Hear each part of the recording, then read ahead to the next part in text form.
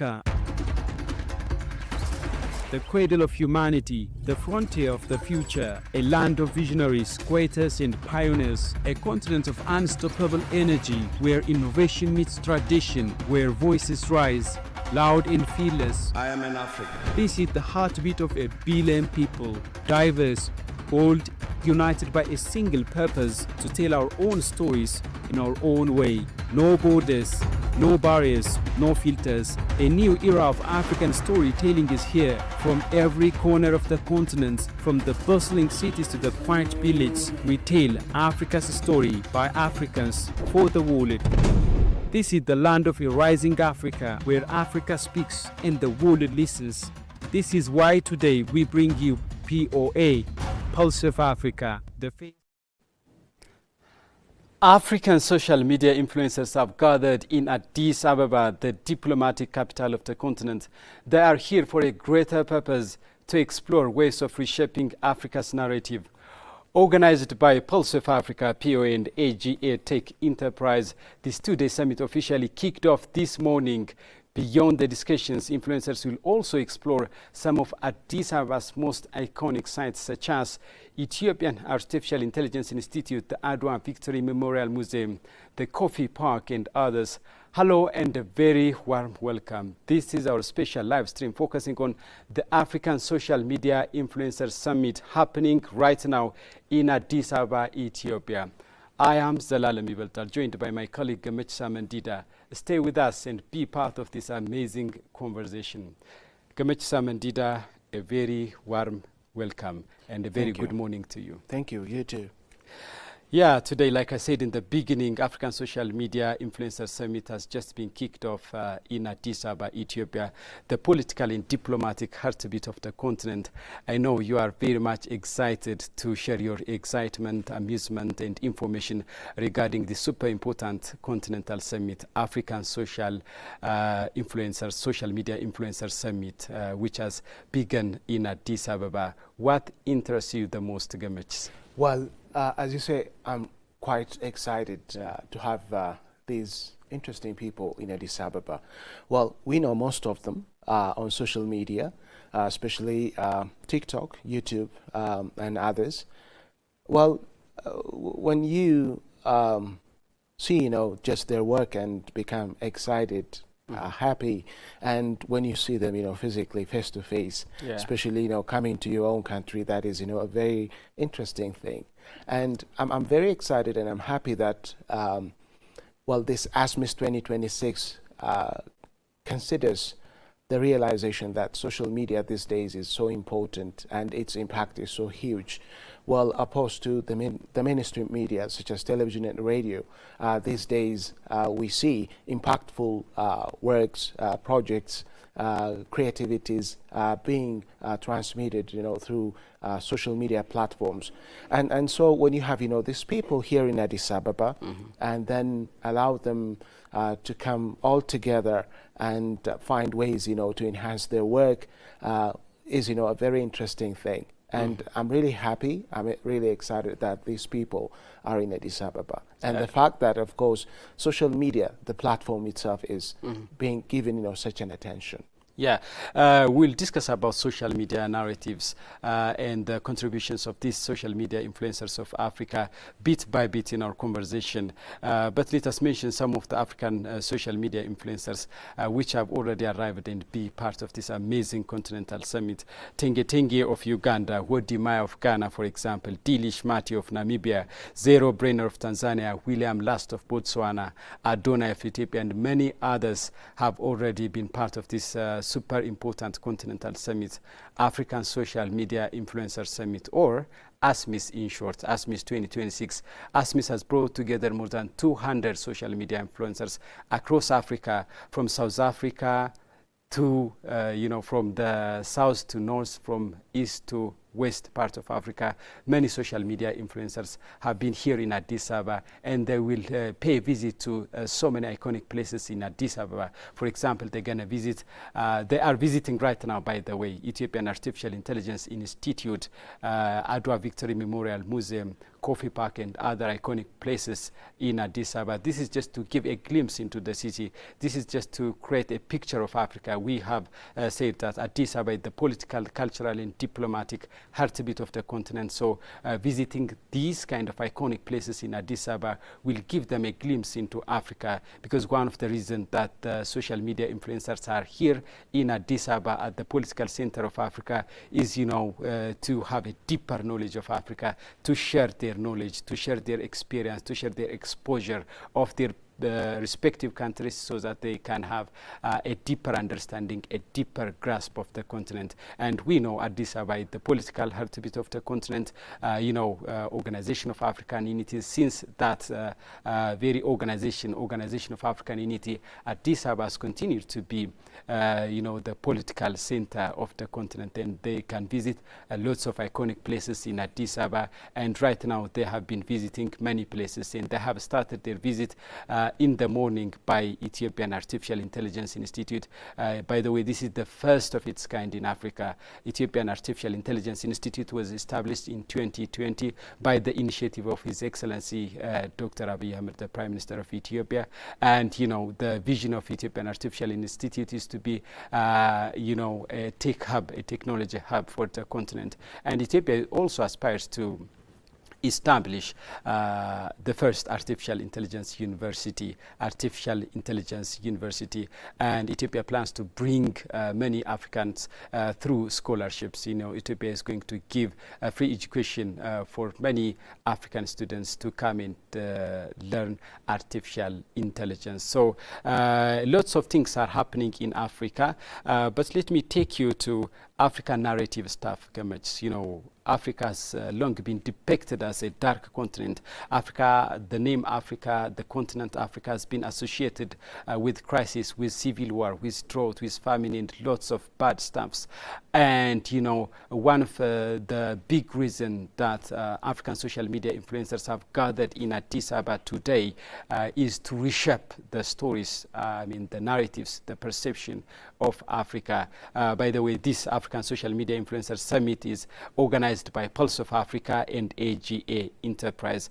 And as a member of Pulse of Africa, we feel very much proud to be part of this amazing, phenomenal summit, African Social Media Influencer Summit. Of course, there are enormous contributors, and later in our discussion, we're going to name and mention those organizations who contributed for the success of this Continental Summit. But let us discuss a little bit on the necessity and the imperatives of changing the narratives of Africa. These social media influencers are here to discuss on ways of reshaping the narratives of Africa, how African narratives have been hurting Africa, and how this hampered development, hampered diplomacy in Africa. Well, Zalalam, the damage is immense. Immense, yeah. I would say. It reminds me of my childhood experience when I was, I think, 10 or 11 years of age. There was a white person in my village, and this person was taking pictures from my village boys and girls. And of course, they were using that picture, to generate some kind of support from external sources. And this person was taking us, the children, it's a religious institution, they were taking us to places where we would only have, trees, not, just the buildings that an institution built for children. And we just wanted to see, what these people were doing, and they called us and then invited us, to have pictures with them. But when they took, those pictures, the pictures had backgrounds of just dense forests rather than, the beautiful houses built next to us. And they would use that to make, their people outside of Africa to generate, some finance in the name of, just supporting, just the people in my village, those people who are considered to be, destitute. Well, I just, That's a very profound example. Yeah. You know, narrative go such in a subtle way, in an invisible way. You can't view them, they are not visible, but in a subtle way, they will share information and they will share story and they will create some image on the minds of people. So that's a very profound example. Yeah. Yeah. So, discourse analysts, you know what they say. Some texts are, suppressed, while others, highlighted. So this particular person was taking, those pictures with backgrounds of the forest rather than, just the beautiful houses we, the children in that area, were living. Just had a message, which is, these people are so poor, they needed, financial support from those, who can generate it.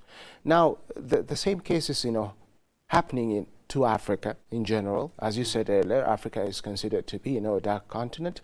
And so what they think to eliminate that has been, highlighted by these outsiders, and rather, just those good sides of Africa have been, suppressed. And now this summit, when it comes to this summit, the purpose is, of course, to bring, just both to the front, I would say. Well, we cannot hide, we cannot suppress the bad ones, the dark ones, and at the same time, we highlight, just the good ones, because in the case of, just the bad ones, we need to face them, we need to challenge them face to face.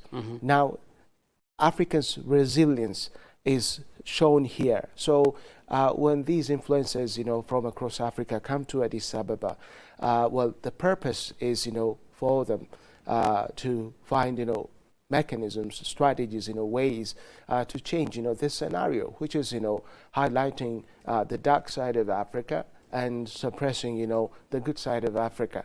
So they will exchange, skills, they will exchange ideas, they will exchange knowledge on how to do these things that I mentioned right now.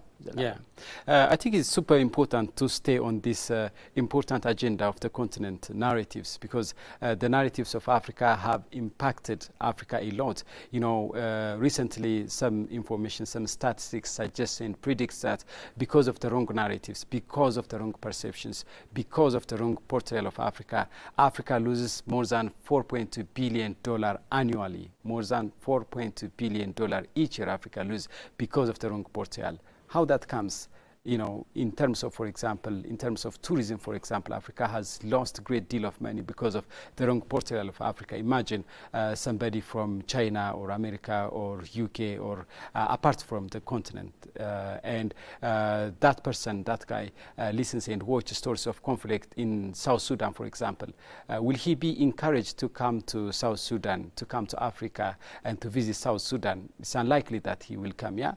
And that's because of the wrong perception. Those international media, those global media have been portraying the dark side of the continent.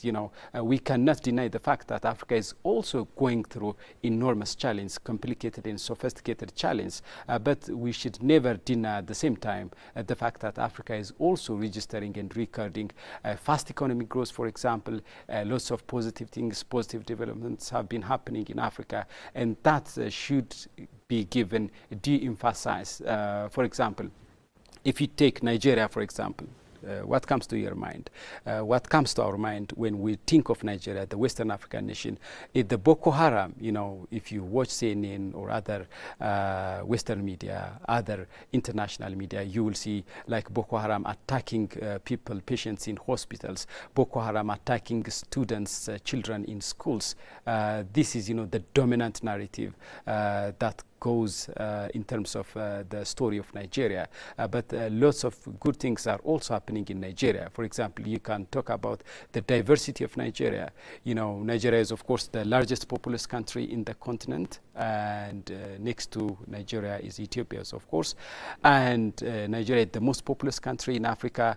And, in Nigeria, more than 500 languages, indigenous languages are spoken. Linguistically, Nigeria is one of the most diverse country in the world.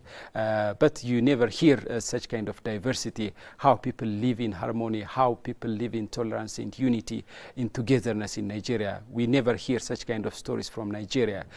For example, in Nigeria, you know, the creative industry is booming in Nigeria, isn't it? For example, Nollywood there in Nigeria, Nollywood, the largest film industry in the world, only next to Bollywood. Of course, this is in terms of the number of films produced each year.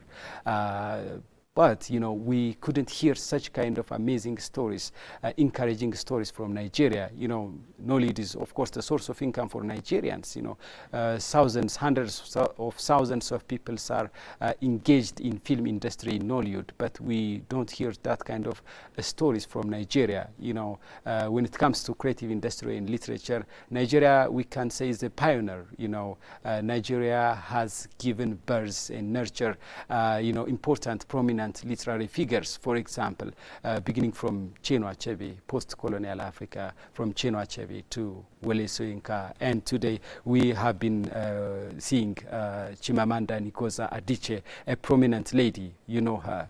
We all know her, you know, on her inspirational speech that she delivers in different media platforms. So we have not listened this much positive stories of Nigeria. We can say a lot about Nigeria, but like you said earlier on, they went to show the dark side of Africa while they ignored the positive and the brilliant, the beautiful side of Africa. And this is like reporting the earthquake while ignoring the skyscrapers erected aftermath.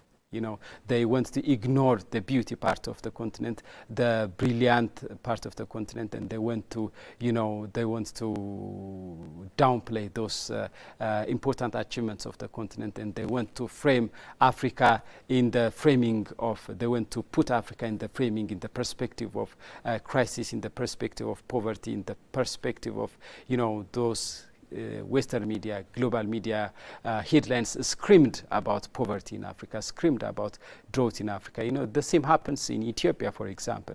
If you see, a lot has been happening in Ethiopia. You know, for example, according to IMF reports, according to International Monetary Fund report in 2026, you know, Ethiopia is going to register 9.2% economic growth. You know, this is huge achievement, isn't it? This is, you know, incredible achievement. You know, Ethiopia, by the way, has been consistently achieving and recording fast economic growth. And, you know, 9.2% is, you know, beyond the global average. The global average is not more than 3%, and Ethiopia is, you know, more than double, more than triple. Yeah, 9.2%. But such kind of story has never obtained the attention of international media. You know, for so long we have been, you know, watching stories of drought and famine in Ethiopia, but a lot of positive stuffs have also been happening in Africa. So our agenda is, of course, African Social Media Influencer Summit being underway here in Addis Ababa, Ethiopia. African Social Media Influencer Summit has brought together more than 200 influencers from across Africa, you know, from different parts of Africa. We have seen Tenge Tenge of Uganda, Zero Brainer of Tanzania, Wedi Maya, prominent Ghanaian guy who have been, you know, showing and unpacking the realities of Africa in his YouTube channel. And many YouTubers, Facebookers, TikTokers, and other social media influencers are here in Addis Ababa for 2-day summit, today and tomorrow. And, you know, our reporters are, by the way, with these social media influencers, and they're gonna bring us fresh news, fresh updates and perspectives, and we will deliver and we will provide those stories as soon as we get. But if you have something to add on the narrative sides of our discussion, yes, let's entertain that. Yeah, yes, Zelalu. Well, say most of the time Africa is portrayed as a continent where you have too much conflict. Well, these days, you know, we know conflict happens, you know, almost everywhere.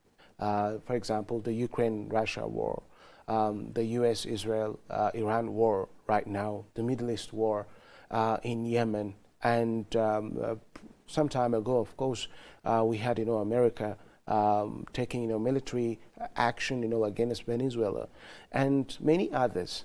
Well, now the thing is, of course, we have got, you know, just these message, I mean, the happening of these wars have been reported by every media house, every media platform, say CNN, Al Jazeera or others. I mean, those, are outside of Africa. We know that. But the way they are portrayed does not in some way, point to the fact that, these conflicting parties live, in dark continents. Okay, but in the case of Africa, when they have, coverage of conflict, coverage of war, well, they point to the fact that, Africa is a dark continent, or those engaged in war, in battles, have, something wrong with them. Well, again, as you said earlier, Nigeria is, a nation with more than, people speaking, more than 200 500 indigenous languages. 500 indigenous Isn't it amazing? Languages. Just, one single country in Africa, which is Nigeria, has as many as, 500 languages spoken in it. And now imagine, just the rest of Africa, including Ethiopia, including Uganda, including South Africa. We have, this diversity of cultures, diversity of languages, diversity of norms, and, well, African societies, I mean, is not, as being reported by, external media platforms. They live in harmony, we can say, relatively, they live in harmony. Well, there are incidents where they entertain, conflicts, that's obvious. But when we think of, just the vastness of, these cultural norms and identities, which could have been, a source for conflict, Africans have managed, just to live in harmony, to live in peace. Exactly. Now, these are not very much, reported by external media platforms, external to Africa, I mean. But when you have, just these influences, of course, they have, each of them has, more than million followers, okay? They have, followers in millions, and imagine, how they are impactful, in the African continent, in their respective countries. And if we just go back and see, track records of these influencers, we notice one thing, which is they have been playing, good roles, positive roles in what they did and what they created. Their contents, of course, portrayed, the good sides of Africa. But when it comes to, bringing these influencers to Addis Ababa and make them, attend, participate, in ASMIS 2026, you allow them to make, what they have been doing, to do it in a very systematic manner, in a very informed manner, because when you have, some expert, some knowledgeable person who can lead them to the path to do what they do in a way that is more productive, more effective, then that is a very good thing. And we do have the resource. Yeah. We do have the resources. And again, Africa's innovation, Africa's cultural richness can be portrayed, just during this summit. These people come from across Africa. Imagine when they meet one another, they exchange ideas, they exchange personal experiences. Now they are just powerhouses, I would say, for knowledge in their fields, in their creative works. And so they have, the opportunity to exchange, strategies, to exchange, skills. Exactly. And well said. And that is, a very good thing. And as you said earlier, Africa has been portrayed more with its negative side than with the positive. And this time, okay, gives the opportunity for these influencers to change things, to turn the trajectory, so that, such influencers will start, to talk more of Africa's positive sides than the negative sides. I'm not saying they should suppress them, because when you suppress your problems, your sides, your dark side, then it remains, untreated. But the purpose and the aim of this summit is, to give such people, direction, insight towards how to deal with the dark side of Africa. How do you, for example, report the dark side of Africa, for example, conflicts, and then you don't blame, just the participants in that conflicts, rather you may suggest, solutions. and you teach people that there must be some kind of compromise. For example, some kind of room for trying to understand each other's wants and needs that could lead us yes, to Comedic, conflict. we don't deny the fact that Africa is also having problems in terms of conflict, for example. But we are saying that Africa is also getting out of the conflict, and Africa is also in the positive trajectory in terms of development, even in terms of managing conflicts. As you said in your elaboration, Comedic, African countries host heterogeneous societies in terms of religion, in terms of language, in terms of ethnic backgrounds, in terms of many diversities. African countries are hosting heterogeneous societies, and they are managing these diverse communities, diverse ethnic groups, diverse linguistic groups, and that can be, of course, a good example for the rest of the world. For example, if you see Europe, most of the time you see homogeneous society. If you compare Europe and Africa, for example, Africa is the most diverse continent. But countries in Africa are managing those diversities well. African countries, African societies are living in harmony, in togetherness, in unity, in peace. But we are also witnessing some conflicts here and there. Of course, you can never deny the fact that Democratic Republic of the Congo is going through civil war. You cannot deny the fact that some West African countries, such as Mali, are going through undemocratic change of government. But Africa is a continent with 54 countries. And the majority of African countries are moving toward democracy, moving toward development, and this side of Africa needs to be told to the world, and this side of Africa needs to be told to Africans themselves. I remember at the 35th African Union Summit some 3-4 years ago, Ethiopian Prime Minister, His Excellency Dr. Abiy Ahmed, said, the wrong portrayals of Africa, the wrong narratives of Africa do not change the perception, do not only change the perception of the world, it has also impacted the way Africans see themselves. For example, the great majority of African youth do not understand that they can prosper in their respective countries, and that's why they choose to migrate to different countries out of the continent. For example, they migrate to Europe and Asia and Arab countries, in United Arab Emirates, Saudi Arabia, Qatar, and many other countries.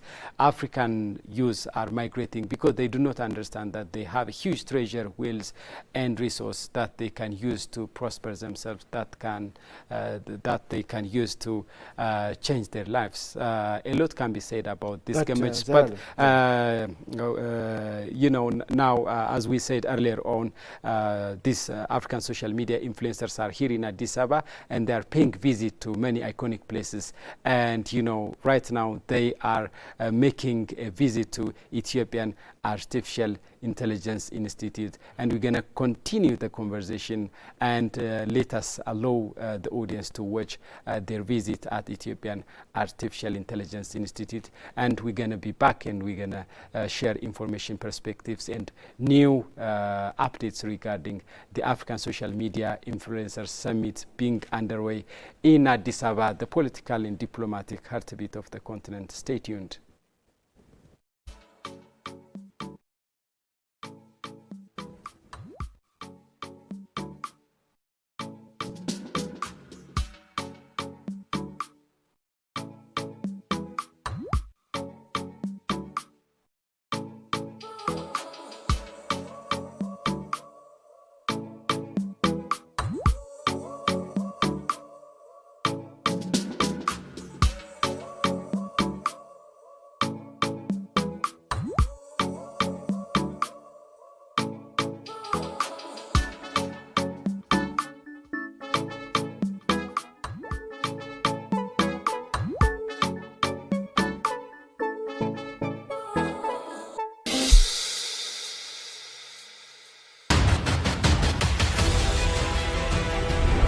Something powerful is already happening. Over 200 content creators sitting together, aligning, questioning, deciding what Africa's digital future should actually look like. Because this isn't just about content anymore. It's about direction.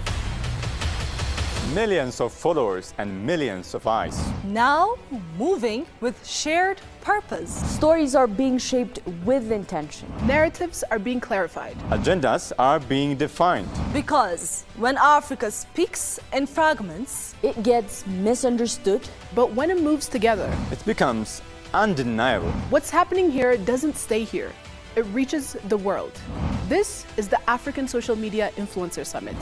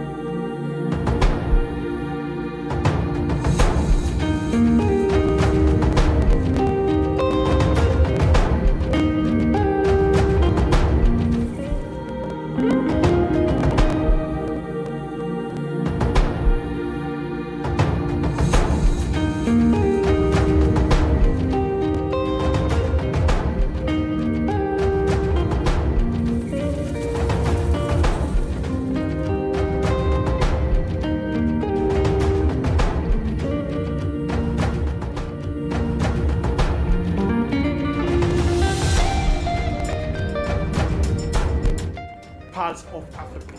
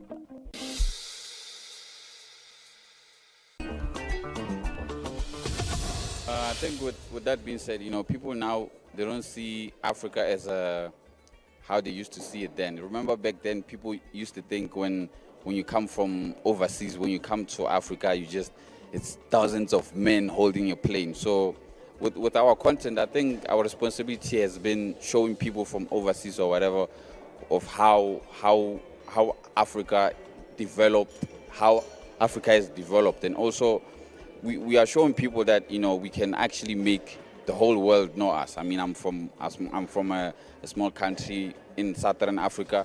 You wouldn't think an African child would travel from that side to Ethiopia to just come talk to people, which is an honor. You get me? So it's been my responsibility to show people what it's possible as an African child to go overseas. I've been overseas because of my content. So yeah, I've been showing people how developed Africa is. I've been using a phone. People don't think you can get rich by a phone. So yeah.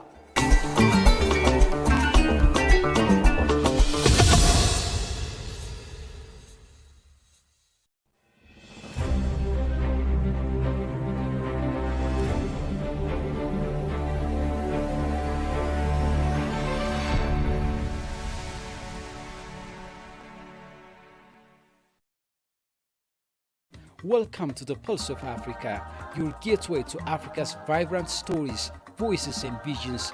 Join us every Monday and Wednesday for POA in Depth, where we provide sharp analysis of pressing current affairs, keeping you informed and engaged.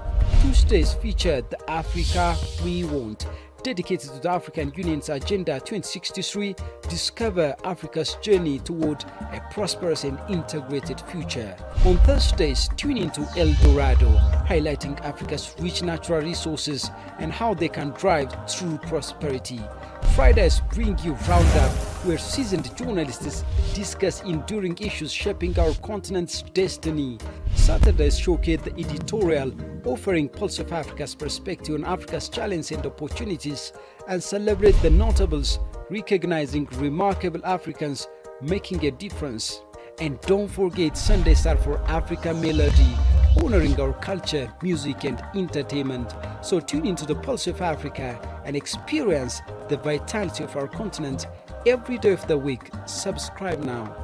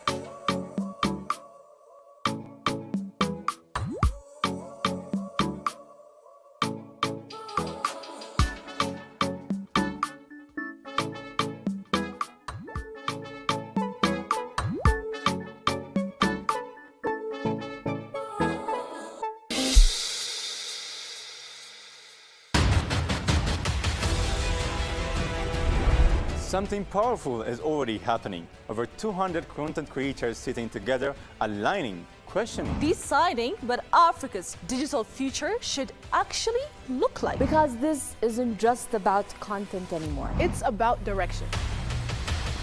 millions of followers and millions of eyes. Now moving with shared purpose. Stories are being shaped with intention. Narratives are being clarified. Agendas are being defined. Because when Africa speaks in fragments, It gets misunderstood. But when it moves together, It becomes undeniable. what's happening here doesn't stay here. It reaches the world. This is the African Social Media Influencer Summit.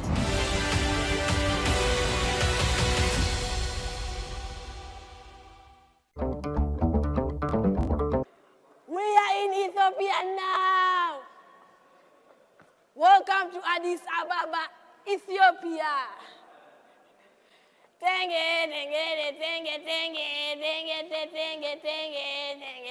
I'm feeling so happy, and I thank ASMIS for bringing me to Ethiopia. It is my first time, but I see Ethiopia is going to be fun, and boom, just think never to give up, to be posting daily, every time, to focus on their dream.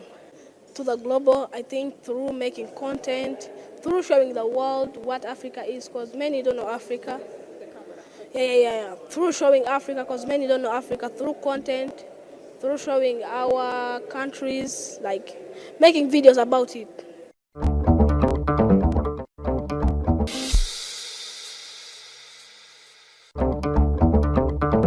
My name is Bradley Marongo. I came from Kenya. I'm happy to visit Addis Ababa, Ethiopia. I look, Ethiopia is good place. But I tell my friends I can come to live in Ethiopia because it's good place. Because I don't like you have airport good good airport like this. Yeah, I want to try Ethiopia food because I go to Dubai. I try Ethiopia good Dubai food. I want to try Ethiopia food. I want to try African content creators. I'm here in Ethiopia.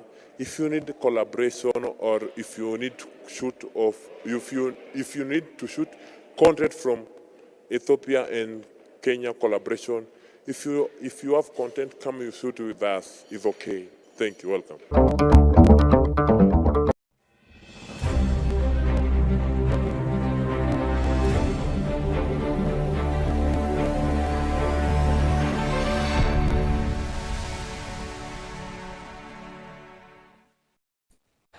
Dear viewers, you are watching our live stream which focus on African Social Media Influencer Summit ASMIS 2026, which has been happening right now in Addis Ababa, Ethiopia. ASMIS 2026 is going to stay for 2 consecutive days, today and tomorrow.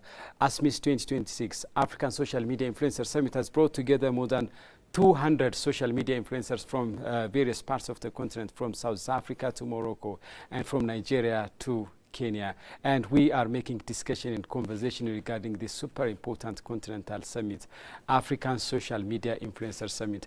Back to you, Gamit.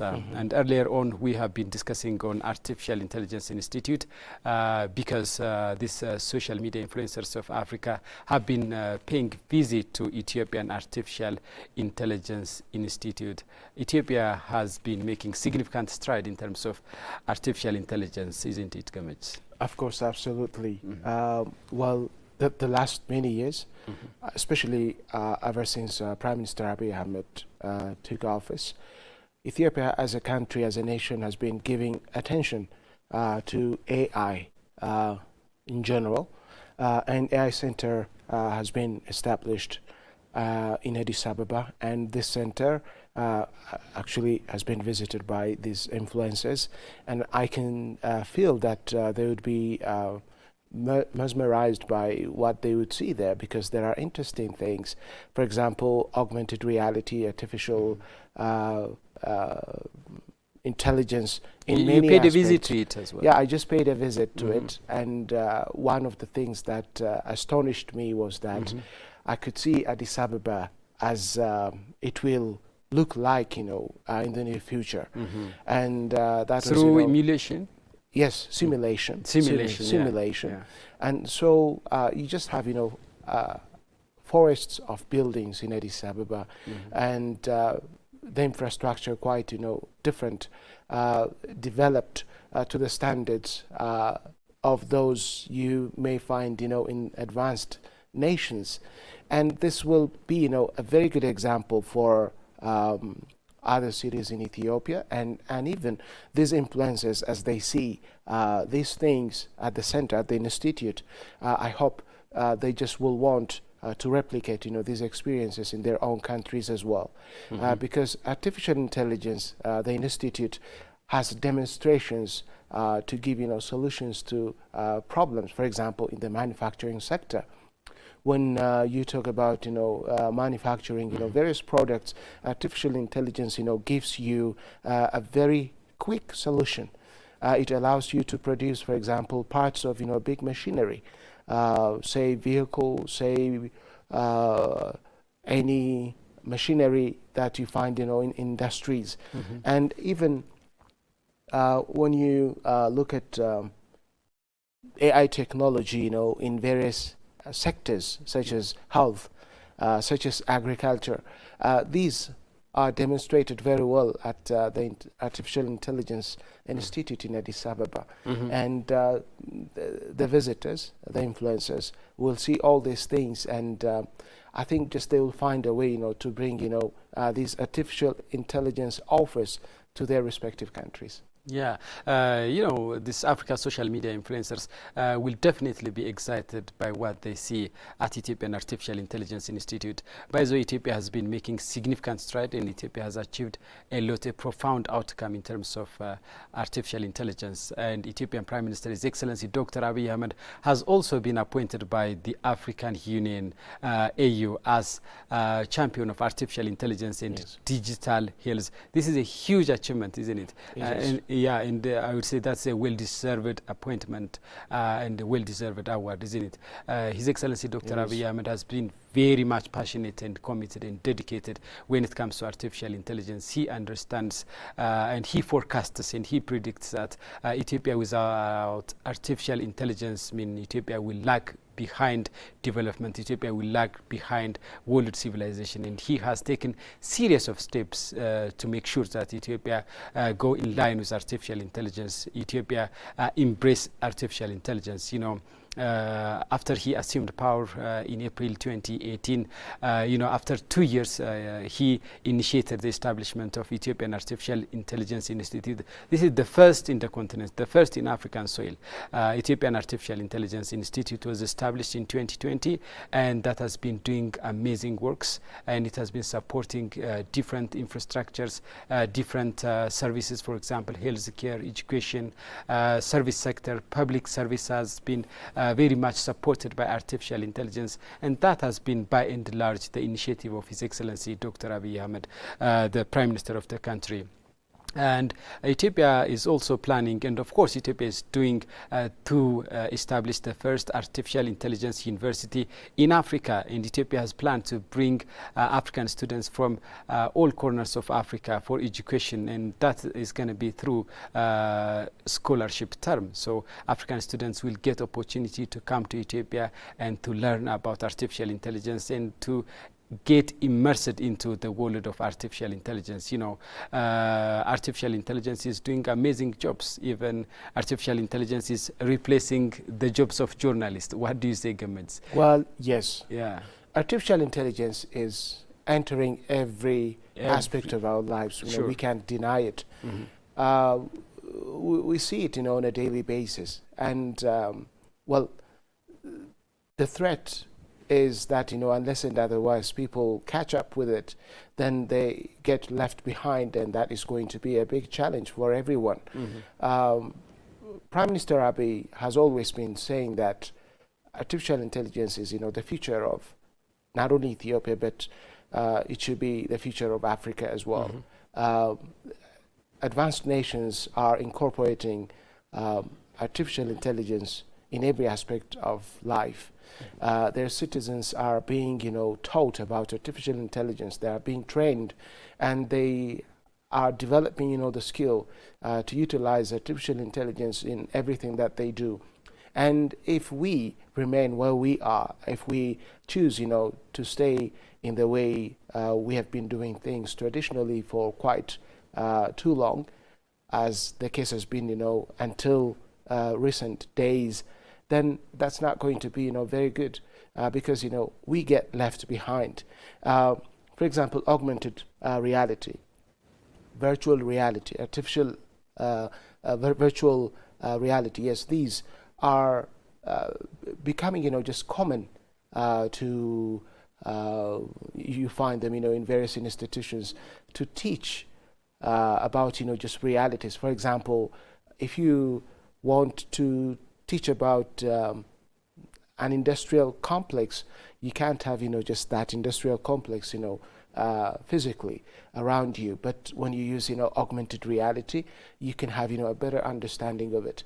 If we take, health, for instance, health, human anatomy, that is a very complex system, isn't it? Yeah. And how do you teach, your health professionals, say, just medical doctors, the would-be medical doctors or nurses, how do you teach them about, what happens in the heart, in the lungs? And you use, augmented reality and virtual reality. These days, a medical doctor in the US, can do an operation on a patient in Ethiopia because of, artificial intelligence. So, back in the years, when we had COVID-19, well, people, rather than, just moving out of their houses and work at their offices, for instance, they had to be, staying at home for quite too long. Yeah. And this situation, brought an opportunity where artificial intelligence had, a chance to come in and then, just give solution. Okay? Exactly. And yeah, it's incredibly important these days. It's incredibly important. Not only important, it is a matter of necessity, and it's imperative for Africans to make sure that they embrace artificial intelligence and they immerse themselves to the world of artificial intelligence. Artificial intelligence is doing lots of amazing things. I mean, it's a matter of to be or not to be. Exactly. You know, we need to use artificial intelligence, and that has been the initiative and the motivation of His Excellency Dr. Abiy Ahmed. And we have been talking about Ethiopian Artificial Intelligence Institute and many initiatives that Ethiopia is undertaking to immerse itself into artificial intelligence, you know, to make effective and efficient public service, and to make education productive, to make agriculture productive. You know, you can see artificial intelligence, you know, in everyday life, you know. Yeah, we can't alienate ourselves from artificial intelligence. For example, artificial intelligence can be very much practical in agriculture. Ethiopia, countries of Africa, and you know, many of them are, you know, sustaining and kind of living agrarian economy. They are sustaining agrarian economy. Their economy is depend very much on agriculture. So it is important if they practice artificial intelligence. For instance, artificial intelligence can predict the weather of a certain community, the weather of a country, so that if, for example, farmers get prediction, get forecast from artificial intelligence, that what kind of weather will be over the coming few days or so, they can adjust their agricultural practice according to that weather forecast. So the significance of artificial intelligence is even in agricultural practices, and as you said, in education as well. You know, artificial intelligence has, you know, immensely revolutionized educational system. You know, the way people get knowledge, the way students distribute knowledge, the way they even take exams has been very much impacted by artificial intelligence. You know, nowadays students are not struggling anymore with hard texts. You know, they can access it online on their palm, through their mobile, through their laptop, gadget, whatever. So in health sector, you know, the significance and the application of artificial intelligence is huge, and it is great that Ethiopia has been spearheading the development in artificial intelligence, and it is great that African social media influencers who have convened in Addis Ababa for 2-day summit have visited Ethiopian Artificial Intelligence Institute, and of course there are many iconic places that these influencers, African social media influencers, will visit over the coming 2 days. And Adwa Victory Memorial Museum is the other iconic place that they plan to visit. And you know, many things are happening now in Addis Ababa as African social media influencers are here to discuss about the future of social media, to discuss about the future of artificial intelligence. Artificial intelligence is like other technologies, is a double-edged sword. Don't you think, Ahmed? Yes, absolutely. The visit paid by these influencers to the Institute of Artificial Intelligence, Ethiopian Artificial Intelligence Institute, is a reminder, I would say, that you know, African countries need to think critically about how they can bring in, you know, artificial intelligence in every aspect of their people's lives. And we know at this, as the two of us, you and I are speaking, advanced countries are investing millions, billions, trillions in artificial intelligence, because it's very much clear to these nations that artificial intelligence matters, and it impacts, you know, their every aspect of activities, lives, etc.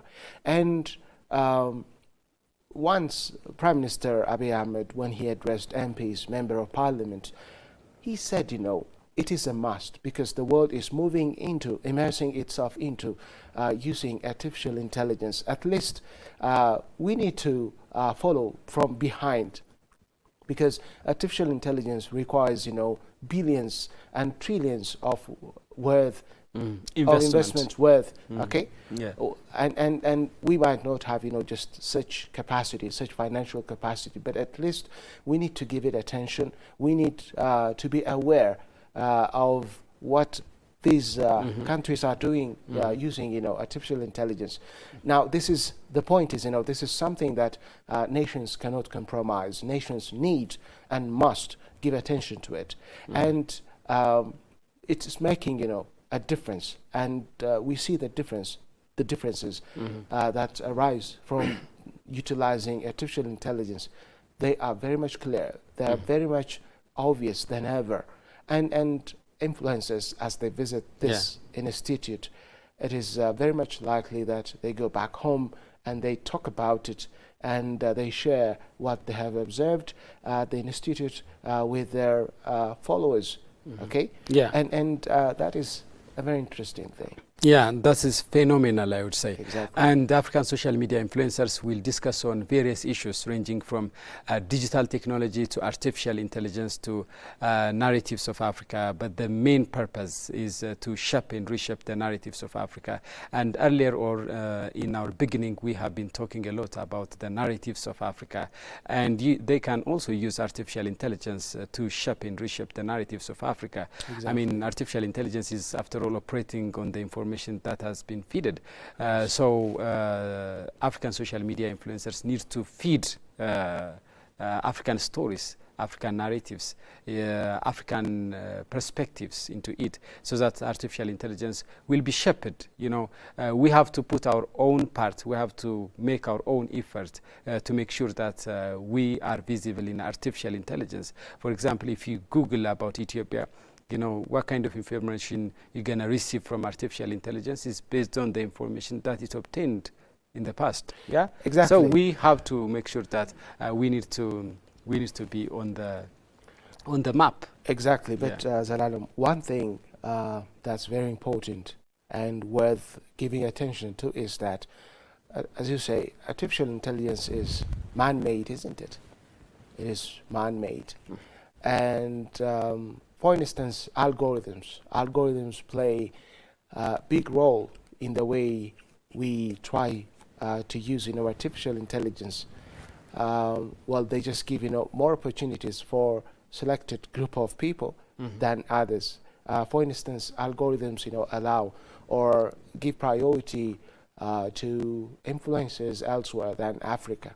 And then influencers in sub-Saharan Africa specifically might not have the same opportunity, the same priority by the algorithms, and this has very much to do with artificial intelligence. And how is it that we utilize artificial intelligence to change this situation, to allow African influencers to have that same priority as those influencers elsewhere, so that they will be able to reach the global community. This is very important. And the other thing is, we call it intertextuality, which is one situation, okay, one story. It is connected historically back to something else. We call that intertextuality. For example, Africa is portrayed as a continent that is full of conflict all the time. But if we look into the situation, and especially if we ask knowledgeable people, especially politicians, they tell us why those conflicts happen here and there in Africa. Take, for example, Central Africa, in this case the Congo, where we have Africa's most valuable minerals. The causes of conflict in that country is perpetuated by outsider, isn't it? Yeah. And so when for example, an outsider media platform covers a conflict that's taking place between two sides in DRC, and of course the cause is access to mineral resources there, and we know there are just bodies or groups behind this situation, in most cases external forces. And if you are an influencer and if you have knowledge about that situation, if you really know who is behind it, and then if you extract information, then these influencers will be able to bring that, in their artistic work, so that they can inform, their audiences, their followers, you and I. Sure. So external platforms, media platforms, they just cover only what is on the surface, which is conflict. The fact that two sides killed one another. But why don't they go deep and then cover who is behind it, for example, who perpetuates it? Now, these influencers can go deep and then tell us who is behind it. Okay? So artificial intelligence, comes in play here. Artificial intelligence, for example, allows you access to these informations. Yeah. With regard to who is the perpetuator, why is that conflict taking place, and why are the things or the situation as we observe them. Okay, so it gives you a holistic picture of the situation, and now these influencers will use their artistic gifts to bring them to us. Exactly, governments. The guys are, prominent in their country, not only in their country, in the continent, elsewhere in the world. Yes. African social media influencers who have convened here in Addis Ababa, Ethiopia. We said more than 200 social media influencers are attending the summit, the 2-day summit, which is going to be conducted in Addis Ababa at Adwa Victory Memorial Museum today and tomorrow. And as you said, they do shoulder a great, huge responsibility. They have prominence, they have power, Soft power. Yeah, they have that kind of huge power, though it's soft, their power is huge. And power comes with responsibility. And the responsibility is to make sure that they benefit their continent. And now the question of the day is narrative. And they need to put their own efforts and expertise and their knowledge to reverse the wrong narratives of Africa. Governments, let us take a short break and we're going to back and continue our conversation. If you don't tell your story, it will be told by others. They'll talk of hunger, they'll talk of war, they'll talk of conflict, but they'll not say the things that are happening in Africa that are positive.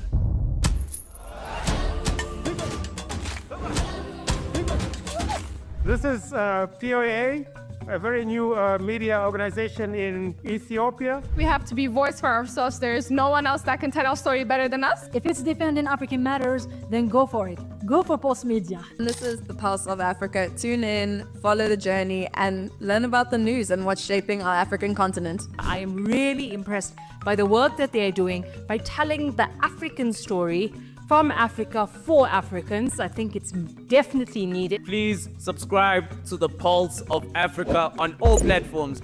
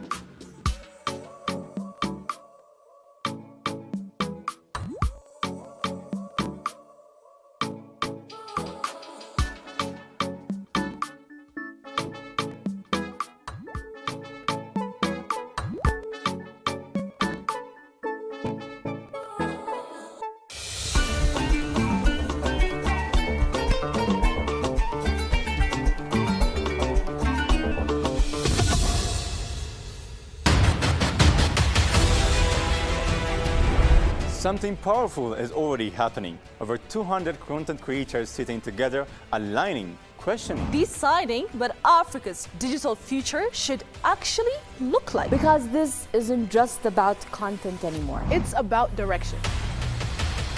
millions of followers and millions of eyes. Now moving with shared purpose. Stories are being shaped with intention. Narratives are being clarified. Agendas are being defined. Because when Africa speaks in fragments, it gets misunderstood. But when it moves together, it becomes undeniable. What's happening here doesn't stay here. It reaches the world. This is the African Social Media Influencer Summit.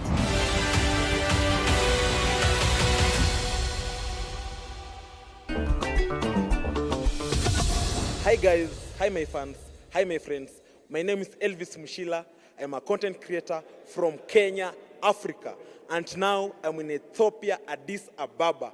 It's a good place and we are ready for ASMIS here in Ethiopia.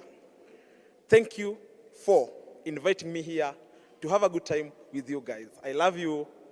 Thank you, POA, for inviting us here and planning all ASMIS events. And we are ready to unite as African influencers and have a one brand that is pushing one content. Thank you so much, guys, for inviting us. I'm expecting good cooperation, networking, and doing collaboration with other influencers from West Africa, East Africa, North Africa, South Africa. And you know, we as African, we are one, and we have to love each other. We have to collaborate for more engagement and more viewers on our content. For me, I'm doing awareness on mental health. I'm trying to bring awareness on people who are mentally ill. And I want to show the world that people who are mentally ill, they have to be loved. They have to be loved as other people who are living in the society. Thank you guys for the organizers, AGA and the Pulse of Africa, for organizing this ASMIS Summit. And we as African influencers, we are uniting for the first time in Addis Ababa. So I'm expecting collaborations and more networking among influencers to work together and bring all African influencers so that we can be one as we are creating content to impact these good continents. Yeah. Thank you.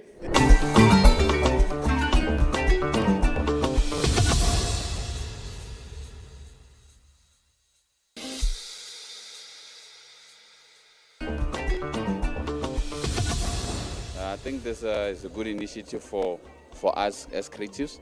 I like to put myself in a category where I'm a content creator, and it's a good initiative for people like us. I mean, I flew all the way from Botswana to come here, so I'm hoping people come through to come, you know, get to know much about influencing people, you know, making content, because there's a lot that happens behind. ASMIS is a good initiative. I hope it's not the first and the last time. So I hope it's not the first and the last time they call me. So I'll be honored to come back again and just, you know, teach people about social media and influencing and all that.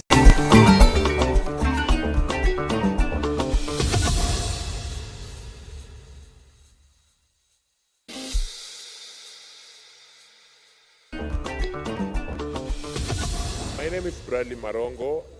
I came from Kenya. I'm happy to visit Addis Ababa, Ethiopia. I look, Ethiopia is good place. But I tell my friends I can come to live in Ethiopia because it's good place. Because I don't like you have airport good good airport like this. Yeah. I want to try Ethiopia food because I go to Dubai, I try Ethiopia, good Dubai food. I want to try Ethiopia food. I want to tell African content creators, I'm here in Ethiopia. If you need collaboration or if you need to if you need to shoot content from Ethiopia and Kenya collaboration, if you have content, come and shoot with us. It's okay. Thank you. Welcome.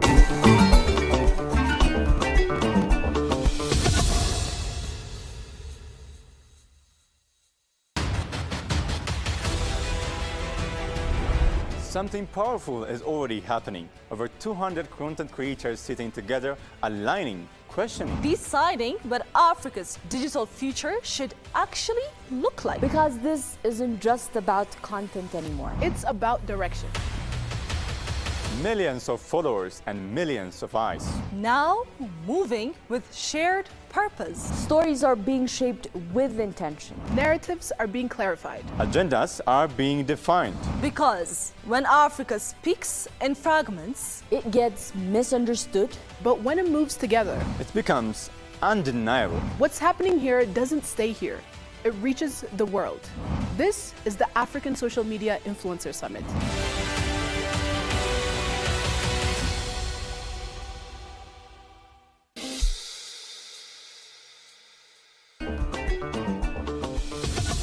Hello Ethiopia, Botse Jogu here.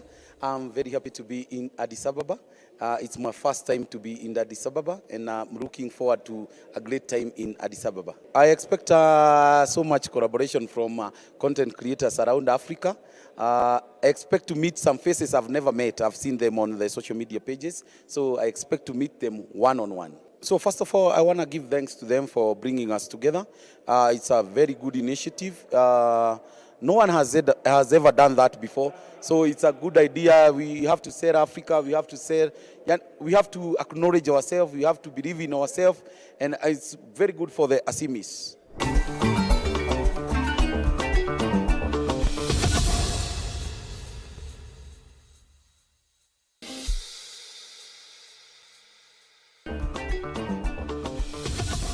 I'm from South Sudan. South Sudan is a young country that is coming up with the highest speed, of course. Yeah, a very beautiful country, blessed with the tall, beautiful people, and we love everybody. Addis Ababa is I just came, yes, I just arrived, but from the arrival, the love I received, I really like it, and I felt so good.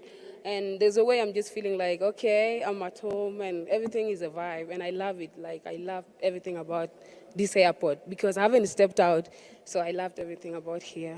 I am feeling so good because, being invited here means a lot. Yeah, it shows that what you have been doing for the past few months or for the first few years, it's really like giving back because we are coming to meet in a very global stage. It's not something that is happening in my country or in my state. It's happening in another country. So I'm so glad and I'm so happy, and I really like the idea of these people, organization that is organizing this one. From ASMIS, I really expect a lot of things from them, and yeah, of course, I expect learning, getting to know each other, networking, many more things. Yeah, I expect a lot. As an African content creator, I really want us as Africans to be seen internationally. So us coming together to ASMIS, to have a conference tomorrow, it shows that, okay, we are going there. We are trying to build our own. Thank you.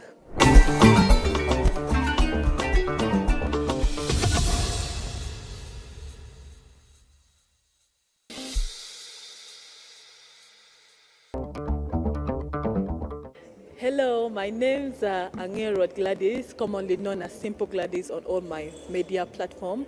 I am a social media influencer from Uganda. My content is about showing the beauty of Africa that we don't see. I travel through different African content to show you the beauty of African country. Today I have landed in Addis Ababa. I've landed in Ethiopia, the land of origin, and I'm so excited to be here this is my third time coming to Addis Ababa, and I must say the reception was quite amazing. It was so amazing, so beautiful, and today we have come for the big ASMIS, a big summit for the content creators around Africa, and this is a very big opportunity for me as a content creator to create great connection with other African content creators from different countries. I can't wait to learn so much from this country. I can't wait to tell our own African stories to the world. I can't wait to show you the beautiful culture, the beautiful land of origin, and also I can't wait to show you other side of Africa that you don't see on media. This summit is going to be a very big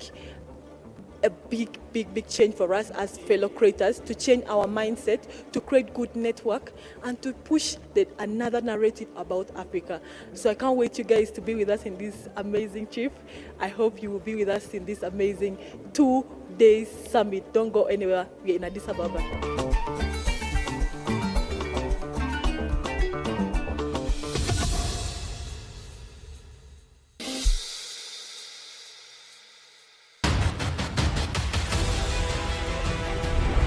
Something powerful is already happening. Over 200 content creators sitting together, aligning, questioning, deciding what Africa's digital future should actually look like. Because this isn't just about content anymore. It's about direction. Millions of followers and millions of eyes. Now moving with shared purpose. Stories are being shaped with intention. Narratives are being clarified. Agendas are being defined. Because when Africa speaks in fragments, it gets misunderstood. But when it moves together, it becomes undeniable. What's happening here doesn't stay here. It reaches the world. This is the African Social Media Influencer Summit.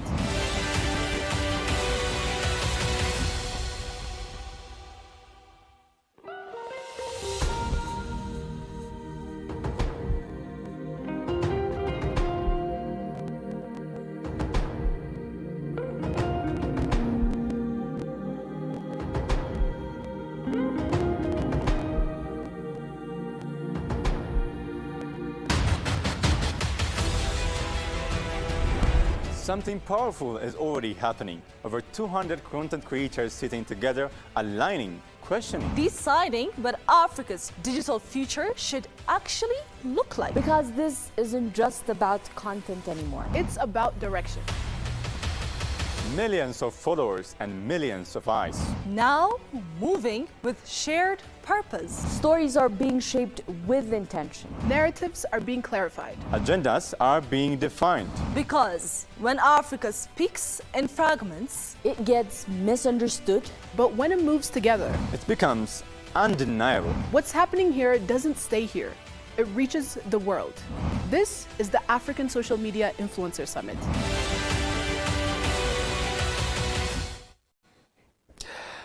Our esteemed viewers, you are watching our live stream, which is dedicated to African Social Media Influencer Summit being underway here in Addis Ababa, Ethiopia, the political and diplomatic center of the continent. Addis Ababa has hosted this super important continental summit of African social media influencers and various content creators from South Africa to Morocco and from Nigeria to Kenya are here in Addis Ababa to discuss about various issues including artificial intelligence, digital technology, the narratives of Africa, ways of changing and reshaping the narratives of Africa, and so on. And this morning, African social media influencers have paid a visit to Ethiopian Artificial Intelligence Institute, an iconic place in Ethiopia. And the purpose of the visit is to give them a glimpse into Addis Ababa, what has been happened in Addis Ababa, and because we have said that Addis Ababa has been the political, cultural and diplomatic center of the continent, that will give them, of course, a glimpse into the continent. Gamech, earlier on we have been discussing on Artificial Intelligence Institute and artificial intelligence concept in general. Yes. And what can we add regarding artificial intelligence, its significance, its importance, and the imperatives of immersing ourselves into artificial intelligence? Absolutely, Zelalem. We need to immerse ourselves in artificial intelligence because these days it is the culture, we can say. Mm-hmm. It's a tradition. It's no more, a new thing. Countries are incorporating artificial intelligence in every aspect of life. And if you are someone, to avoid this, then you get hurt. And to avoid, just the damage, because you're not part of it, rather you just become a part and then, benefit from it, then you need to walk the walk. Yeah? So the people, the influencers are visiting artificial intelligence, and as we said earlier, they will be astonished by what they would be seeing right now. Mm-hmm. Well, to add with regard to the benefit of artificial intelligence, it allows to have some kind of cross-sectoral integration of AI technologies in various sectors. For example, you can connect agriculture with health with education, etc. Mm-hmm. So when they are integrated through artificial intelligence, then you'll become just more productive. There will be just the kind of development you seek. Nations have a desire to develop, and every year economically, of course, countries are showing progresses, but this can be enhanced by artificial intelligence. Now the other aspect of artificial intelligence is it can help bridge communication gap. For example, look at bank services. Mm-hmm. Bank services are not meant to serve a certain group of societies or communities. Rather, they are just for all. So when you bring them to your platform, how do you allow them to communicate with one another? Artificial intelligence comes in and then allows people with, say, different languages to have understanding, to have effective communication. Mm-hmm. Okay, for example, in the case of bank services, people want to borrow money from banks. Banks want to lend money to people, mm-hmm. and in the case of customers of the banks, they come from just different corners, speaking different languages, and you may not have people in the bank to speak respective languages. Now AI comes in mm-hmm. as a solution to allow effective communication between, say, the bank and their varied, customers. Yeah, artificial intelligence has made life much easier and has made work much productive. We can say a lot about artificial intelligence, the importance of artificial intelligence in our day-to-day life. And earlier on, as we said, African social media influencers have paid a visit to Ethiopian Artificial Intelligence Institute. Artificial intelligence has come to our studio as well, Gamets. Yeah. We have been looking AI news anchors, AI news presenters. Yes. Are you scared of them? I am. Yeah. I am and I'm not. But we should never be scared of artificial intelligence. I mean, in terms of, the fear that they will replace journalists like us, there is nothing that can beat human intelligence, I would argue. But for now, let us turn to our directors, and they are saying like, our members of Pulse of Africa have been with the African social media influencers while they are visiting Ethiopian Artificial Intelligence Institute, and they have compiled a video displaying their visit at Ethiopian Artificial Intelligence Institute. And let us have a quick view of that video, and we're going to be back to entertain more ideas, perspectives, and insights regarding African Social Media Influencers Summit 2026 being underway in Addis Ababa, Ethiopia.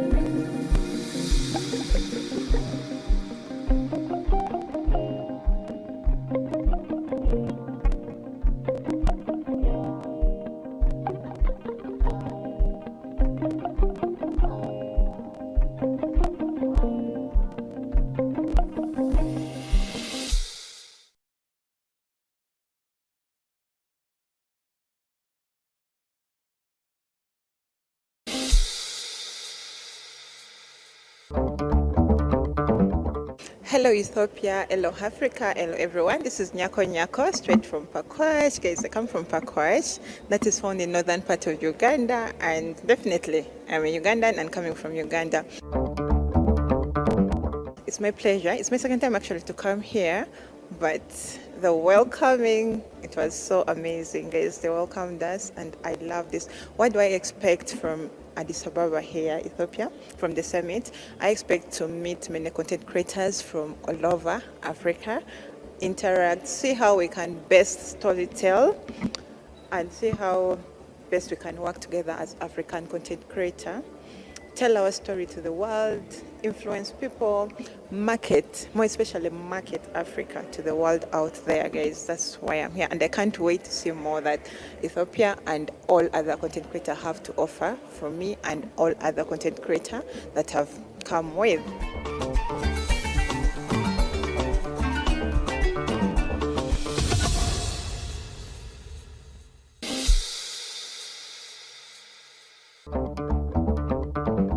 My name is William Laskaria.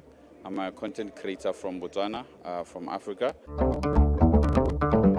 I think with that being said, people now, they don't see Africa as how they used to see it then. Remember back then, people used to think when you come from overseas, when you come to Africa, it's thousands of men holding your plane. So with our content, I think our responsibility has been showing people from overseas or whatever of how Africa developed, how Africa is developed, and also we are showing people that we can actually make the whole world know us. I mean, I'm from a small country in southern Africa. You wouldn't think an African child would travel from that side to Ethiopia to just come talk to people, which is an honor. You get me? So it's been my responsibility to show people what it's possible as an African child to go overseas. I've been overseas because of my content. So yeah, I've been showing people how developed Africa is. I've been using a phone. People don't think we can get rich by a phone. So yeah.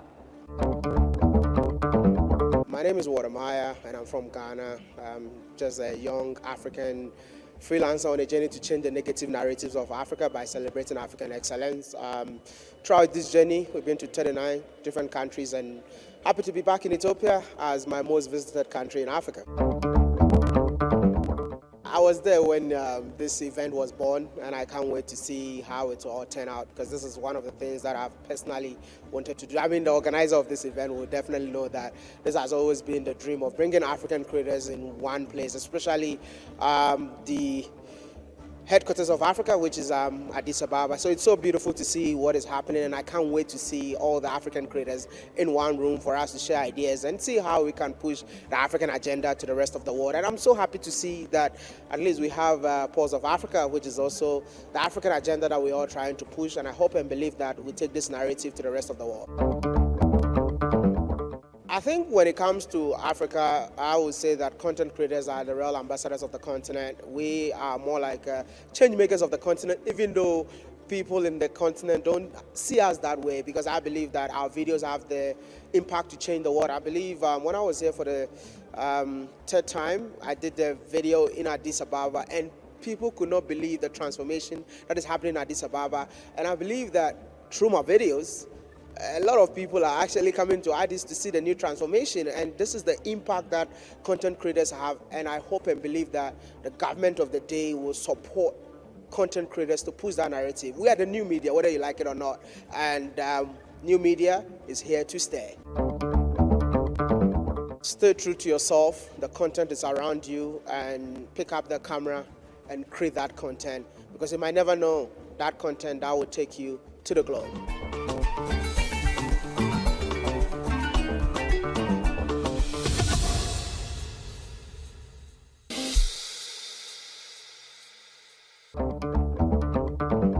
It's good to be back home in Ethiopia. Ralph Williams, a social media influencer. This is a new thing that has happened to Africa, and the beautiful thing is it is starting from Ethiopia. The African Social Media Influencers Summit of the year. The first time in Africa, and we hope that this will go wide because this stands for influencing our minds and changing the revolution of how people see Africa and how influencers are actually going to take the narrative from a different sector to a different level. We are going to tell our own stories. We must share our own dreams to the world. We must stand for our own stories and tell the world Africa is ready for the new generation, and we influencers have a role to play. And this is actually starting from the land of origination, Ethiopia.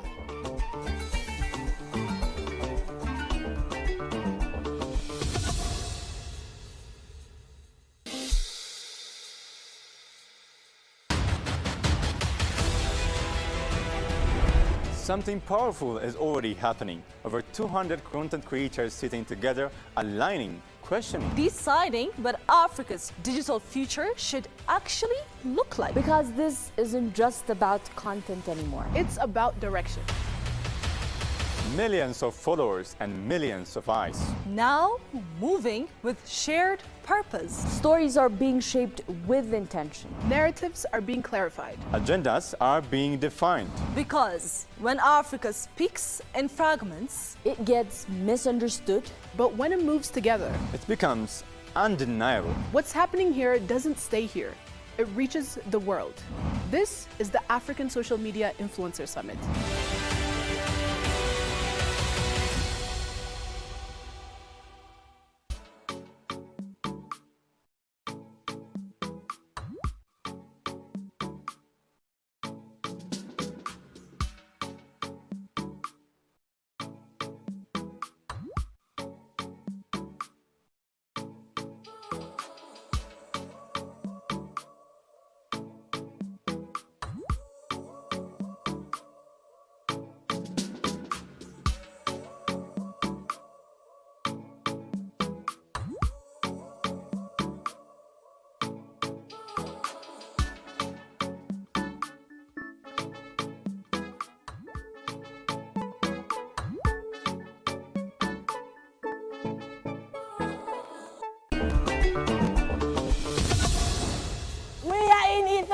Now, welcome to Addis Ababa, Ethiopia.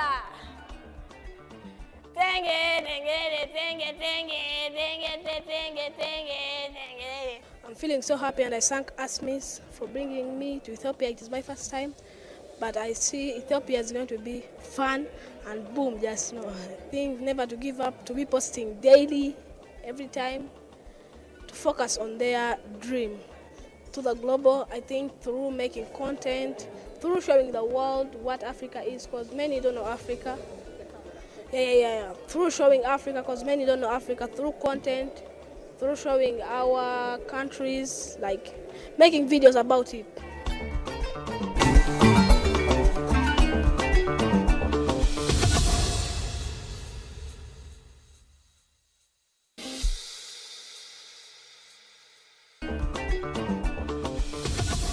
Hi everybody, it's me, Nelson Ringyak, known by Nelly Big Boy. Just arrived, one of the biggest content creator in East Africa. I think I'm known with my necks, I just do my necks like this, so that's why people recognize me, and I'm here right now. I'm so happy to be in Addis Ababa. Nelly Big Boy once again, content creator. I'm so happy, and this is my first time for people to invite me in a biggest event like this. I'm so happy to be here. And I'm so thankful to Addis Ababa people, because it's not easy for you to be recognized, to go to another country. I'm so happy to be here. It's going to be grateful to East Africa, because it's not easy. In Africa too, because for us here, we are just doing our contents on media and we don't know what we are doing. And I'm so happy when you guys do something big like this. I think it's going to make a biggest connection and unique things among us. I'm so happy to be there.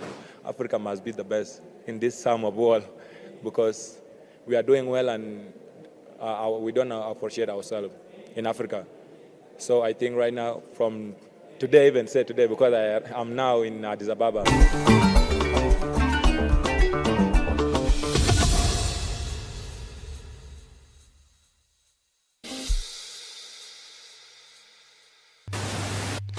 If you don't tell your story, it will be told by others.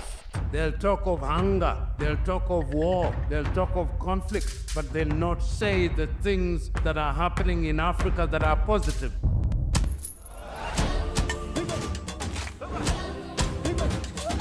This is POA, a very new media organization in Ethiopia. We have to be voice for ourselves. There is no one else that can tell our story better than us. If it's defending African matters, then go for it. Go for Pulse Media. This is the Pulse of Africa. Tune in, follow the journey, and learn about the news and what's shaping our African continent. I am really impressed by the work that they are doing by telling the African story from Africa for Africans. I think it's definitely needed. Please subscribe to the Pulse of Africa on all platforms. I'm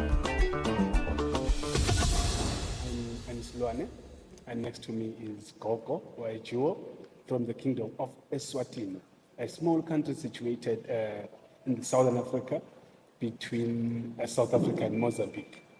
We are content creators, we are comedians, very big comedians.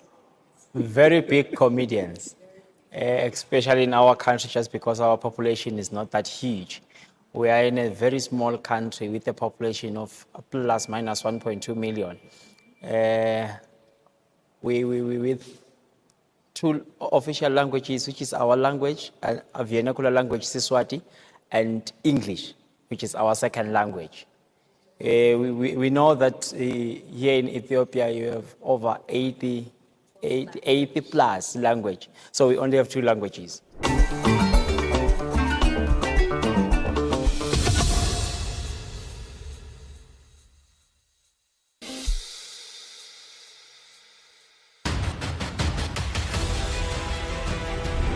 Something powerful is already happening. Over 200 content creators sitting together, aligning, questioning, deciding what Africa's digital future should actually look like. Because this isn't just about content anymore. It's about direction.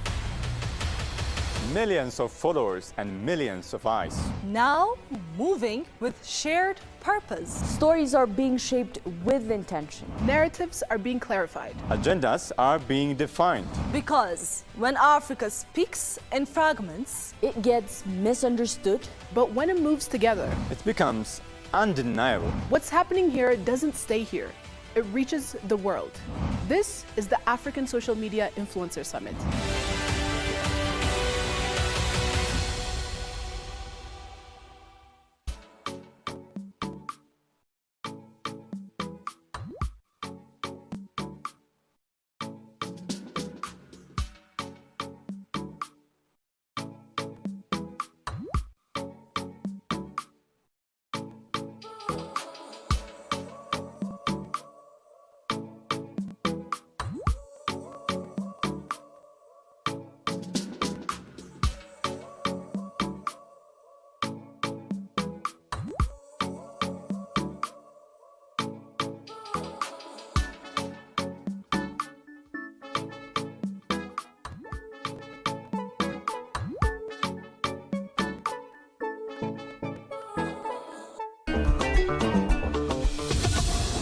Ethiopia is amazing. The reception is great. Ethiopia is the best place to be.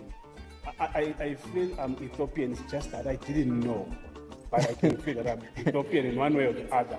But if I look around, since we landed here, Ethiopians are tall. I don't know what happened, and you are tall and slim, so you need to tell us, guys, what is your stable food? Oh, okay. What is your stable food? Injera. We call it Injera. Injera. Oh, okay, Injera. So we will definitely love that. Let's eat more of Injera as we grow up. Yeah, enough of us to be tall. Oh yeah, true that. Oh, okay. But we're really enjoying it. Thank you so much for having us.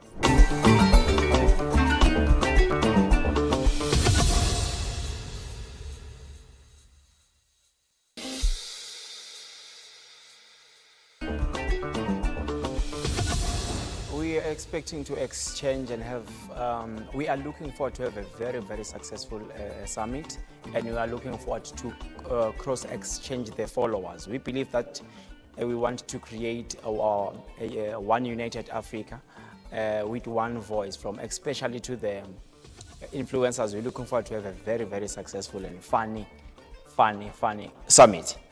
I think the step that ASMIS has taken in bringing together the social media influencers is a very great move, because as you are saying, we are the face of like even many countries.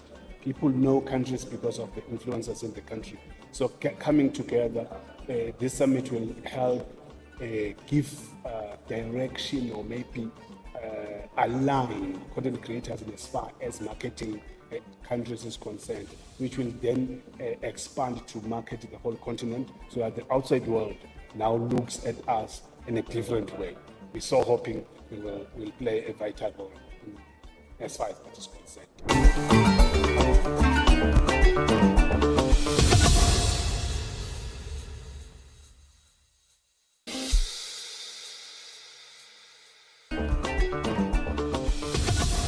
My name is Lajagwak. I'm from in Burkina Faso, West Africa.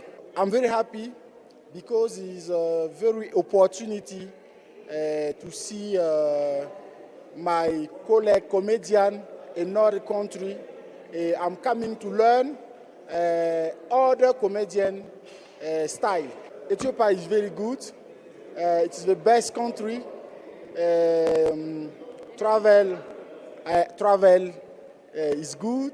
See you tomorrow.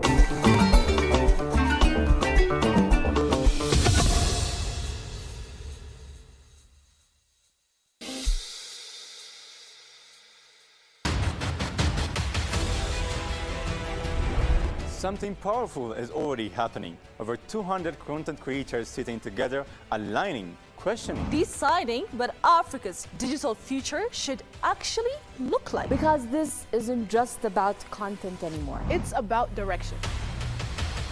millions of followers and millions of eyes. Now moving with shared purpose. Stories are being shaped with intention. Narratives are being clarified. Agendas are being defined. Because when Africa speaks in fragments, it gets misunderstood. But when it moves together, it becomes undeniable. What's happening here doesn't stay here. It reaches the world. This is the African Social Media Influencer Summit.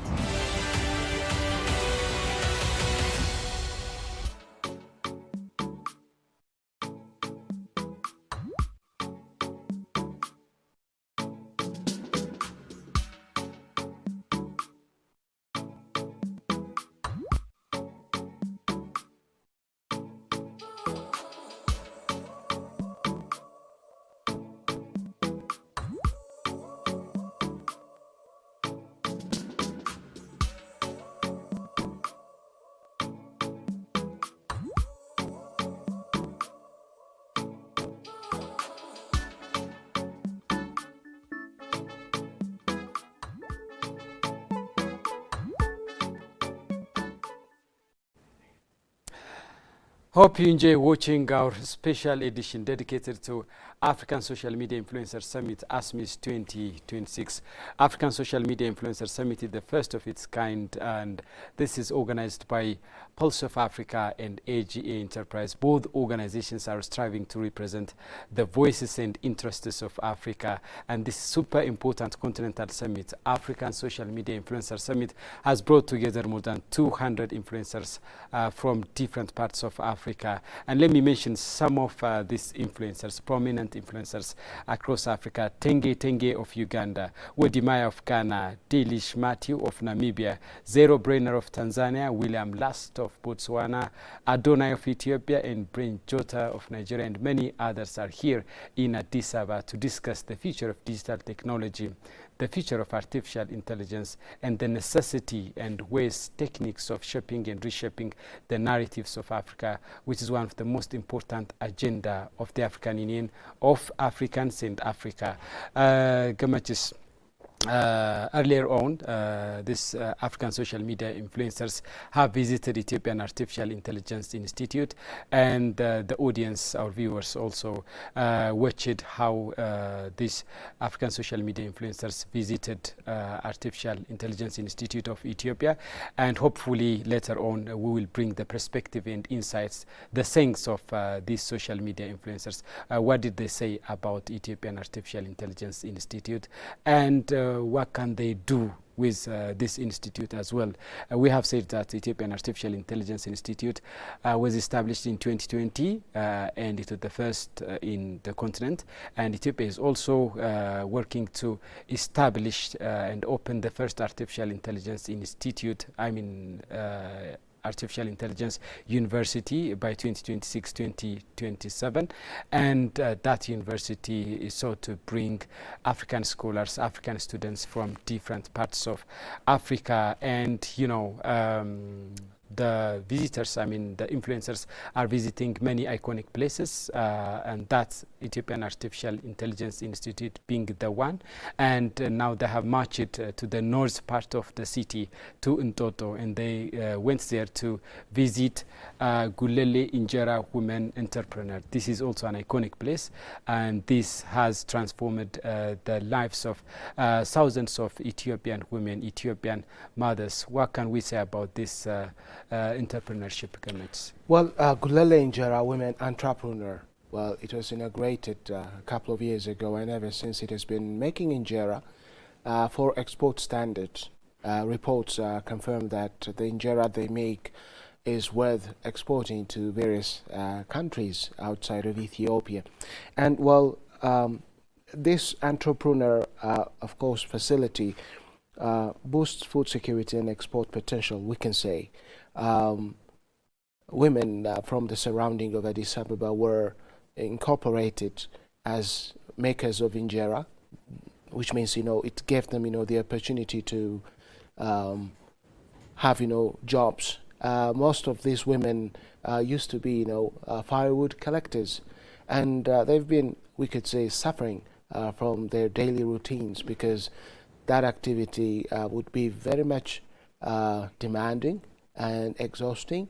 And ever since this facility was established by the Ethiopian government, this woman could have job opportunities at the facility, and it has been, we can say, a very good opportunity for the surrounding women to secure permanent jobs, we can say. Well, when it comes to the implication of such facilities, we can say that there is a demonstration of the potential of agro-industrialization in Ethiopia.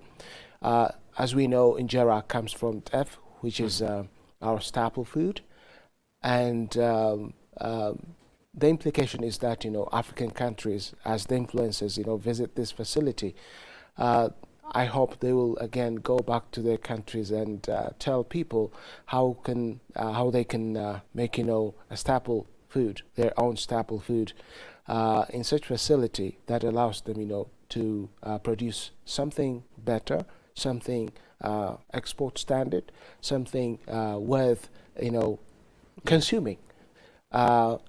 We know injera as a staple food, not only eaten by locals in Ethiopia, but we are exporting injera, our staple food, to Europe and to the US. And Zelalem, you might have seen influencers in the US, for example, white people. They just hold a piece of injera, and in between they just have sauce. I think they just get it from Ethiopian restaurants around, and they just give it a bite. And they bite it as if they are biting a piece of burger. And they appreciate the taste, the unique taste of Ethiopian sauce, and they would say this injera is salty.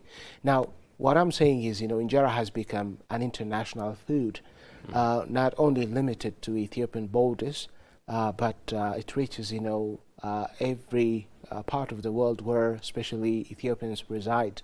So if you take Americans, Ethiopians, there are in millions, and they have access to this injera made from Addis Ababa, from such facilities, and we can see that when they make this injera, they just do it with precaution, with caution, and they handle it again with care, and they, for example, export it, in a way that it can reach American customers, safely without having it spoiled. And this is, a very good thing.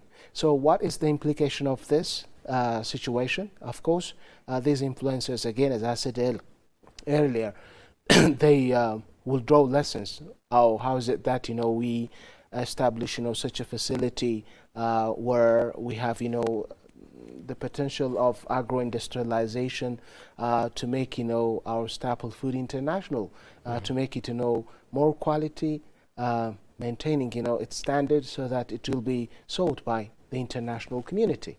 So we can say in general, this facility will incorporate, just more women as part of it, as employees, and with the implication of potential of agro-industrialization in the rest of Africa as well. That's quite insightful, Gamach. This Culinary Women's Injera Entrepreneurs is a great initiative, I would say, and it has transformed the lives of thousands of Ethiopian women and mothers.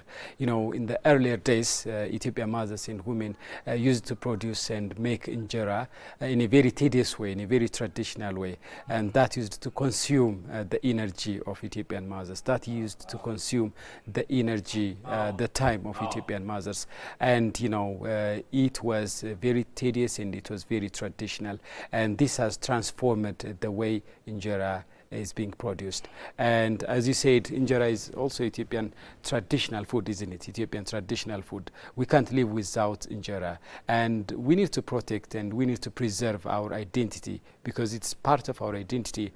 There is a psychology and there is a philosophy that goes like, we are what we eat. Exactly. Yeah. So we need to preserve it, and we need to promote it to different African countries, and I think this is what exactly we expect from African social media influencers. They're going to promote Ethiopian injera to the rest of the world. Yesterday they were here. Some influencers from Sierra Leone, from Eswatini, were here in our Pulse of Africa studio, and they made a discussion and conversation, dialogue regarding various issues, and they were talking about Ethiopian injera, how they are interested in Ethiopian injera. Yep. So a lot can be said about this initiative, and it's our identity. We need to preserve our identity. I mean, for example, when you enter to international hotels, star hotels, maybe in Lagos or in Nairobi or in Johannesburg, you may see burger or pizza, but you can never get injera.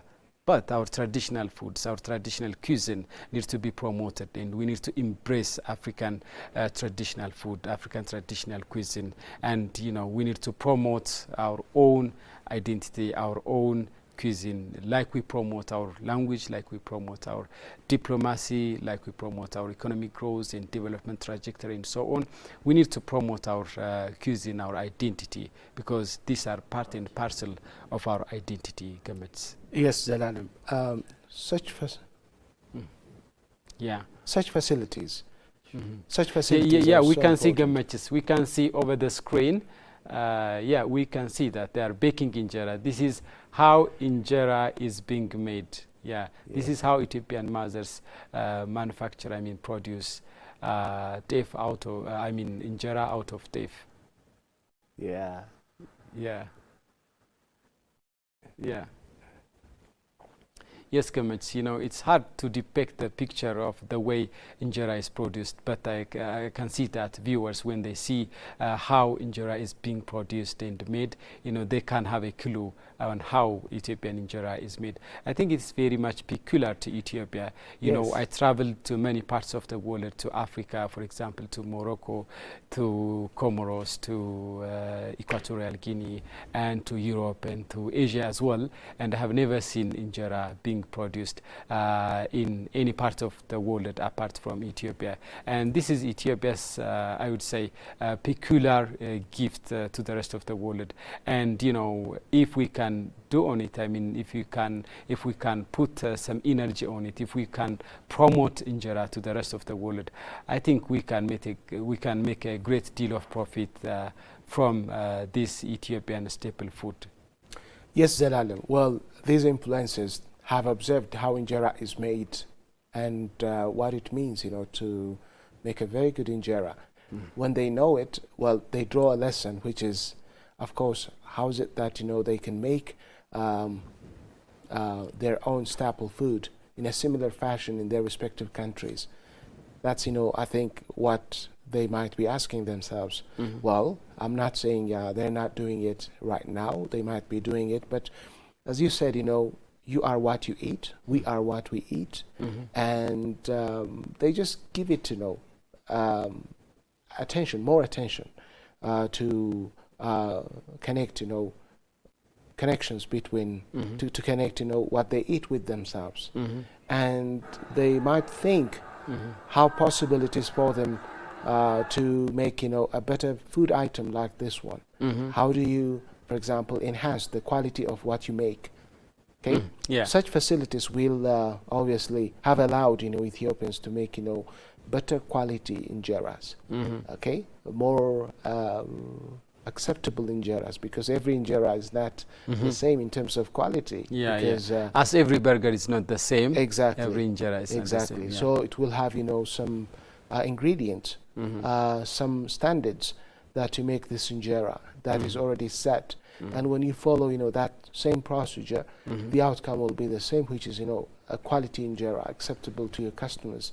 Customers not only, you know, in Addis Ababa or in Ethiopia, but elsewhere as well. We know Ethiopian Airlines transpose, you know, injera made in Ethiopia to respective customers in various American states. I think the destination of most of the injera is Washington, D.C., as more Ethiopians in the U.S. live in Washington, D.C. than elsewhere in America, in the U.S. So if that injera, that quality injera, you know, breaks the markets, you know, in the U.S., in Europe and elsewhere, I think the people must have put, you know, adequate effort into it. Now, this shows that, again, these influencers can teach, influence their respective nations to do the same with their staple food. So it is very much educational, and good lessons can be drawn from what the influencers are visiting right now. Yeah, I think the influencers must be excited and must be interested to see how injera is being baked, how injera is being produced. We can view them, how they are amazed and how they are excited. And like I said before, we're gonna share their insights and their perspectives and their saying regarding their visit later. But for now, you know, this is Ethiopian staple food, and this is our identity, and we need to preserve it. And like you said, Ethiopian diaspora in various parts of the world, in particular in cities such as Washington, because in that city hundreds of thousands of Ethiopians reside there in Washington, and in Europe and other parts of the world Ethiopians reside, and Ethiopians are making profit out of this investment in injera, and this should be promoted, and social media influencers need to promote our own cuisine, our own identities. You know, identity is not only about the language you speak, the clothes we dress, or things like that. Food is also our identity, so we need to preserve this identity, and this should be part of our African identity. You know, like we get burger and pizza in Lagos in restaurant, in Johannesburg restaurant, we need to get injera in other African countries as well. And in the same token, we need to embrace Kenyan foods, Nigerian foods, South African foods, and so on. So we need to integrate with each other. Absolutely. Absolutely. Not only from their observation that they can draw such lessons, but from what these facility, might show to them. How is it that, a staple food item such as Injera can be made? So it allows them, just to think, again, to do the same with their staple food in their respective countries. And you can see that it involves, many women at a time, and you can take it as beneficial in terms of its economic value. The fact that, it gives job opportunities for women, and again the fact that agro-industrialization can be enhanced through these kinds of projects is something that is very much likely to make the lives of people better. The social media influencers are trying Injera, are trying to bake Injera. I think this is tricky. Even Ethiopian mothers, Ethiopian women take long time to make sure that they are perfect in baking Injera. And I think they're going to be surprised at how tricky is making Injera. And, like I said earlier on, they will love it. They will love it. Social media influencers from Sierra Leone and Swatini were here yesterday, and our reporters talked to them, and they made a conversation and interview. And in that interview, they expressed how much Injera is delicious, and they are very much interested to promote Ethiopian traditional cuisines such as Injera to the rest of African countries and to the rest of the world. And there are many iconic places that these African social media influencers plan to visit afternoon. In the morning, they have visited Ethiopian Artificial Intelligence Institute, and they are visiting the Gulele Injera entrepreneur site, and in the afternoon they will also visit Adwa Victory Memorial Museum, which is also an iconic place which has been constructed and built to commemorate Ethiopian patriots who fought against Italian aggressors back in 1888. And Gamach, now let us take a short break, and we're gonna be back. Sure.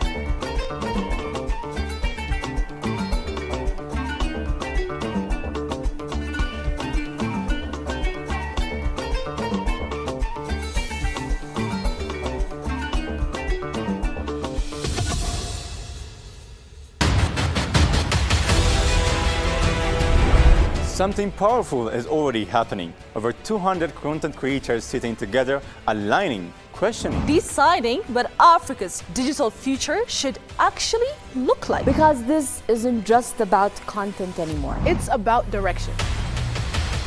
Millions of followers and millions of eyes. Now moving with shared purpose. Stories are being shaped with intention. Narratives are being clarified. Agendas are being defined. Because when Africa speaks in fragments, it gets misunderstood. But when it moves together, it becomes undeniable. What's happening here doesn't stay here.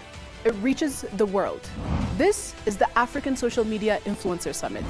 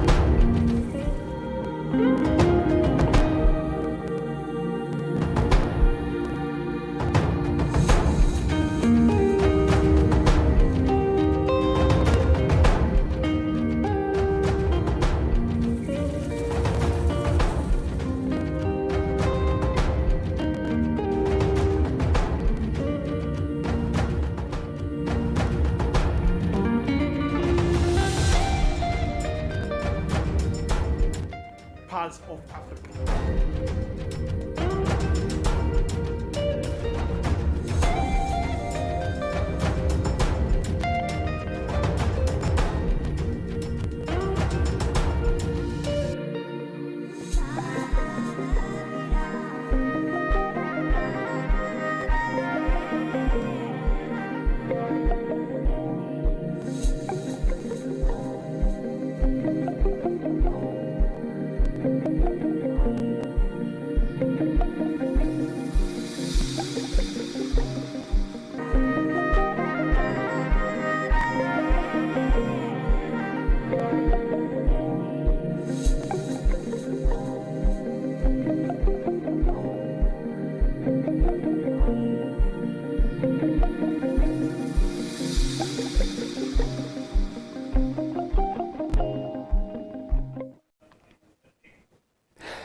African social media influencers are here in Addis Ababa, Ethiopia for a two-day visit.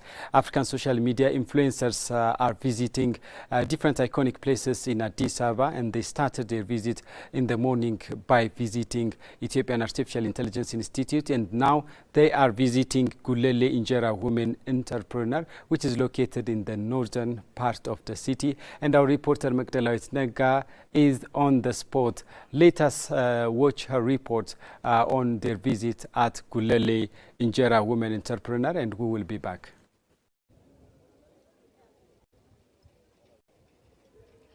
Hello, thank you guys for having me. I am Magdalena Naga, your reporter for this hour. So as we know, as ASMIS is going on, which began today on May the 7th, and it will continue tomorrow till May 8th. Today, now we are at our second destination, which the content creators from all across Africa are now trying to bake the local food of Ethiopia, Injera. They have already learned how to bake it. They're now eating, and it's a very energetic environment now we're having. Earlier to this, we were at the AI institution. The influencers went there. They've seen the Ethiopian AI Institute, how impactful it has become for the entire nation, Africa. And after that, of course, right now we're here. And after this, it is expected for us to go to the Adwa Victory Memorial Museum. These influencers. We have influencers that came from almost about 30 countries. It's packed, dense, and diverse community that we have right now. We expect ASMIS to be very impactful for Ethiopia and as a whole Africa. We're shaping the narration of Africa. We're actually at the same time changing experiences from one into another. Based on the interview that we've made, we could also understand that they've been very happy and they're entertaining. That's all for now. Thank you for having us.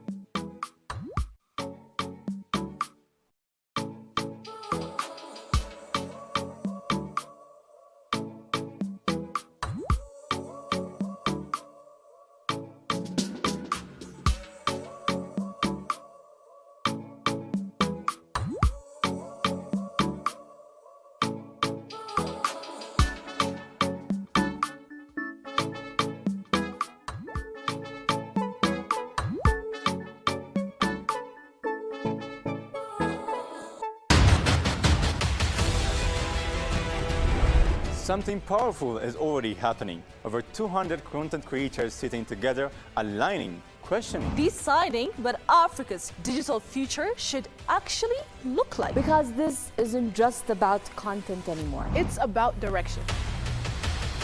Millions of followers and millions of eyes. Now moving with shared purpose. Stories are being shaped with intention. Narratives are being clarified. Agendas are being defined. Because when Africa speaks in fragments, it gets misunderstood. But when it moves together, it becomes undeniable. What's happening here doesn't stay here. It reaches the world. This is the African Social Media Influencer Summit.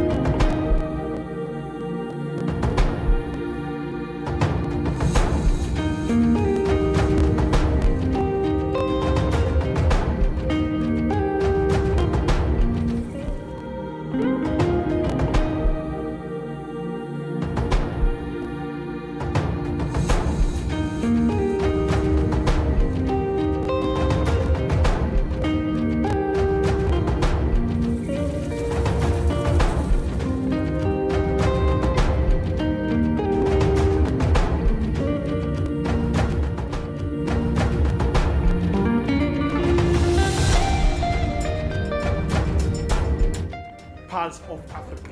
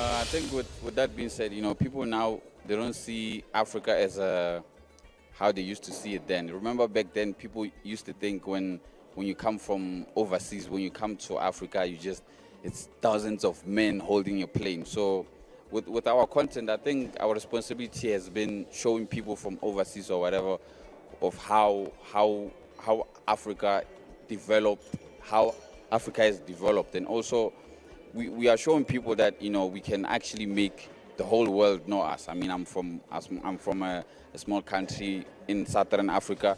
You wouldn't think an African child would travel from that side to Ethiopia to just come talk to people, which is an honor. You get me? So it's been my responsibility to show people it's possible as an African child to go overseas. I've been overseas because of my content. So yeah, I've been showing people how developed Africa is. I've been using a phone. People don't think you can get rich by a phone. So yeah.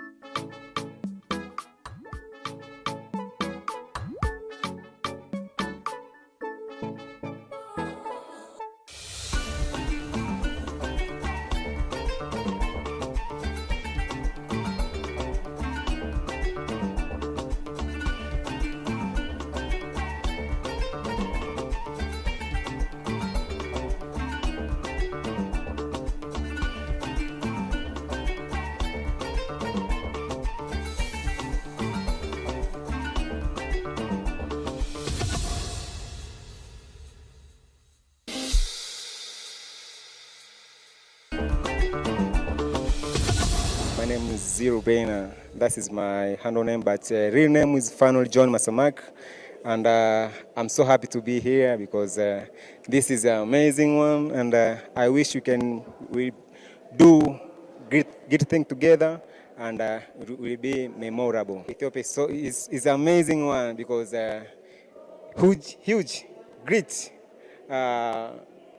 airports. This is amazing. I've been here before, but it's my first time to be here, so I'm so happy to be here, and I wish I will live here. I will live here together. I expect we have a great project. I think because of this summit, we have a great chance to show the world that Africa is better, and Africa will have a great talent, because as me as a Zero Brainer, there is a lot of content creators who are doing greater things. So together we can make a big and we can shock the world, because Africa is an amazing one and a talented one.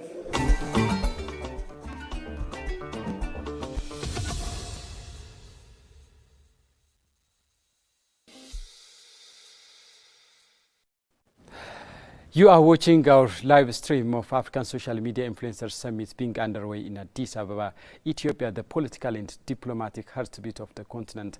African social media influencers from various parts of the continent are here for a two-day summit on May 7 and May 8, 2026. They are conducting discussion on various issues such as artificial intelligence, digital technology, and ways of shaping African narratives. We have said that the narratives of Africa have been incorrect, inaccurate, and that skewed narratives of Africa need to be corrected, and the complete and nuanced story and narratives of Africa need to be told by the children of Africa. In fact, the narratives of Africa, the story of Africa, needs to flow from the pens of African children.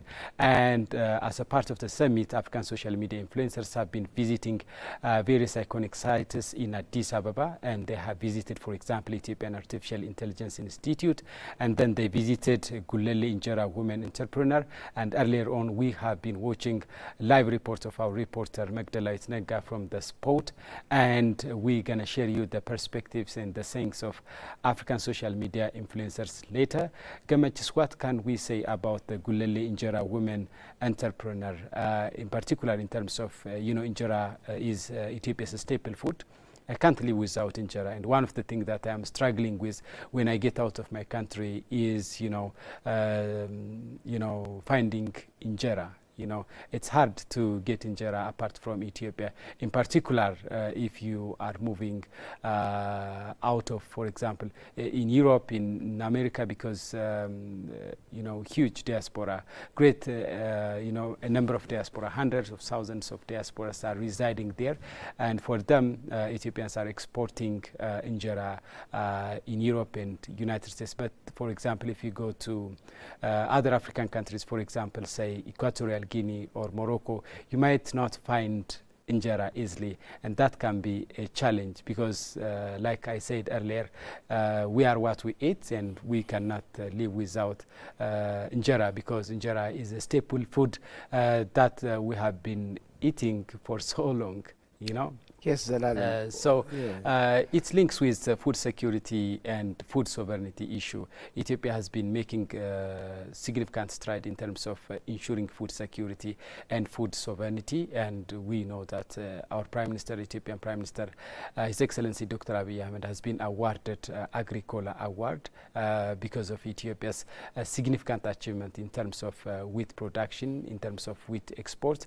For so long, Ethiopia has been importing even wheat products from outside world, but this day Ethiopia has already given up importing wheat from outside world. Instead, Ethiopia is exporting wheat for outside world, and this is the first in the contemporary history of Ethiopia, and this is a phenomenal achievement. And Ethiopia's achievement in terms of food security, in terms of wheat product, has been awarded and recognized continentally and internationally as well. And let us talk a little bit about Injera and how that connects with Ethiopia's agenda of food security and food sovereignty, because we are talking about narrative, and the whole idea of African Social Media Influencer Summit is to change the narratives of Africa. And one of the dominant narrative linked with Ethiopia was hunger and starvation. In those international media were reporting a lot about Ethiopian hunger and starvation, but I'm glad that these days we are not looking headlines that depicts Ethiopian hunger and Ethiopian starvation. And of course, this is hard won, isn't it? Ethiopia has won the battle over food insecurity, and of course, a lot has to be done. But Ethiopia's achievement, significant achievement in terms of food security and food sovereignty, need to be recognized, need to be underlined, underscored, and that narrative needs to be reversed. Zainab, yeah, you've explained it very well. Well, when we talk about food security and then thinking, when we look at, what has been taking place in terms of efforts put by the Ethiopian government to ensure it, well, we see one thing, which is, well, our agriculture has been, agrarian for quite too long. And when we talk about food security and then food sovereignty, then you have to know that there must be a change in terms of the way you've been, doing, your agriculture. Let me just take you back to agro-industrialization, which I mentioned earlier, the need for enhancing agro-industrialization in Ethiopia and then in Africa as well. This Culinary Injera Women Entrepreneur facility, it is making Injera with better quality, with better standard, or with the standard, of course, set by maybe the customers, not only Ethiopians, but by the international community. And that's why they are making Injera in the way we watched earlier, which is, the environment is very neat and clean, the equipment are proper, and you see the building in which, that is done, the work is done, is quite, very good. And we need to translate or replicate, this kind of agro-industrialization processes, elsewhere, especially in the making of, more Injera, more producing more in this case. Well, Ethiopia has made strides, in terms of wheat production, increasing its wheat production, and as you said earlier, Ethiopia has halted, the import of wheat from elsewhere. Now, this is not limited, should not be limited to, wheat production. It should replicate to teff production as well. Ethiopian land, agricultural land, is quite favorable for producing teff. Exactly, very fertile land. It has fertile land. But there must be, just the intervention of technology here in order to produce more, okay? And of course, you need to change, just the way you do agriculture, the way you produce, teff. Ethiopia has managed to import machineries, for example, tractors and combine much more than it was, say 10 years ago. And it is importing more of them because the Ethiopian government is noticing that the agriculture sector can enhance when you have, both the knowledge, the skill, and at the same time the equipment or the machines. And when it comes to, teff itself, we need to adapt to machineries, advanced machineries to produce more teff, because our farmers plow, just using the ox, okay? They till the land using the ox, and that is very much traditional. And now this is, the time that the agriculture sector involves, more of artificial intelligence, more of these necessary machineries, and to change the landscape, the agricultural landscape or platform in general. And I think this Gulale Injera Women Entrepreneur Facility sends a message to everyone, which is, we need to move to agro-industrialization in terms of enhancing, teff production. We are, well, these days, I think we need to have, census to determine, just the population size in Ethiopia, but we know it has always been more than ever, you add one day, you have, just more citizens, joining. The trajectory shows that, exactly, the trajectory. Ever-increasing population. Exactly. So you need to feed. And as you Injera said, Injera is a staple food. A staple food, And when it is, staple everywhere in Ethiopia, across Ethiopia. We need to do a lot on it. We need to we cannot afford to ignore Injera. Injera is our staple food. And we need to promote Injera as well. African social media influencers, I hope they have tasted Injera and they're going to promote Injera to the rest of Africans. And we need to promote our own cultural and traditional foods and cuisines. For example, have you heard of the food called uguli? Yeah, I heard of it. Oh, really? Yeah. Oh, but I never tested, not because I never got the chance. I heard it yesterday, but I have never heard of it, before yesterday. And ugali is traditional food in East Africa, for example. You can see it in Tanzania, Uganda, Kenya, and Democratic Republic of Congo as well. In many of Eastern African countries, this food, this cuisine is popular, but they have not been introduced to the rest of Africa and to the rest of the world as much as burger and pizza penetrated the continent. So it's going to be the responsibility of African social media influencers to promote such kind of traditional identities, cultural identities to the rest of Africa. And African social media influencers have just been visiting different iconic places in Ethiopia, one of which was Culinary, Injera, women entrepreneur, and earlier on they visited Ethiopian Artificial Intelligence Institute, and now they marched to Adwa Victory Memorial Museum, which is also an iconic place. For those who are listening about Adwa Victory Memorial Museum. Adwa Victory Memorial Museum was established a few years ago, and the purpose of the museum is to commemorate Ethiopian patriots who fought against Italian aggressors, against white colonizers at the Battle of Adwa in 1888. And Ethiopia, got a resounding victory over Italian aggressors during that battle. And that made Ethiopia the only independent African nation that survived that horrible European colonization of Africa.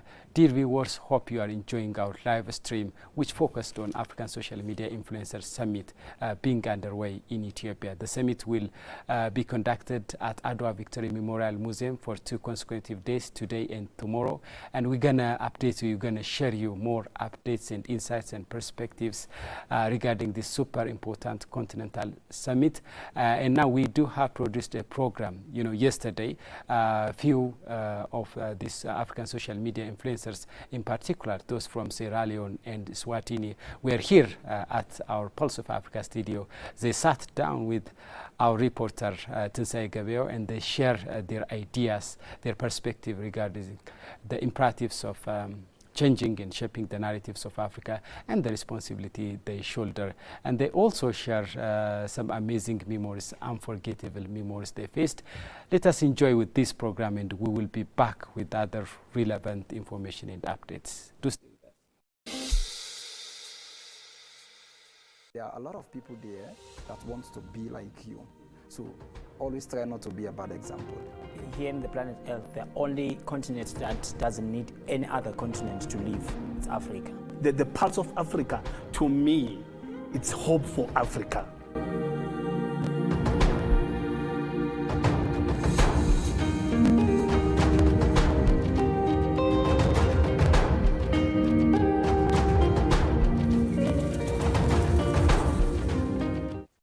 Here in Addis Ababa ahead of the African Social Media Influencer Summit, which is bringing together digital creators and storytellers from across the continent.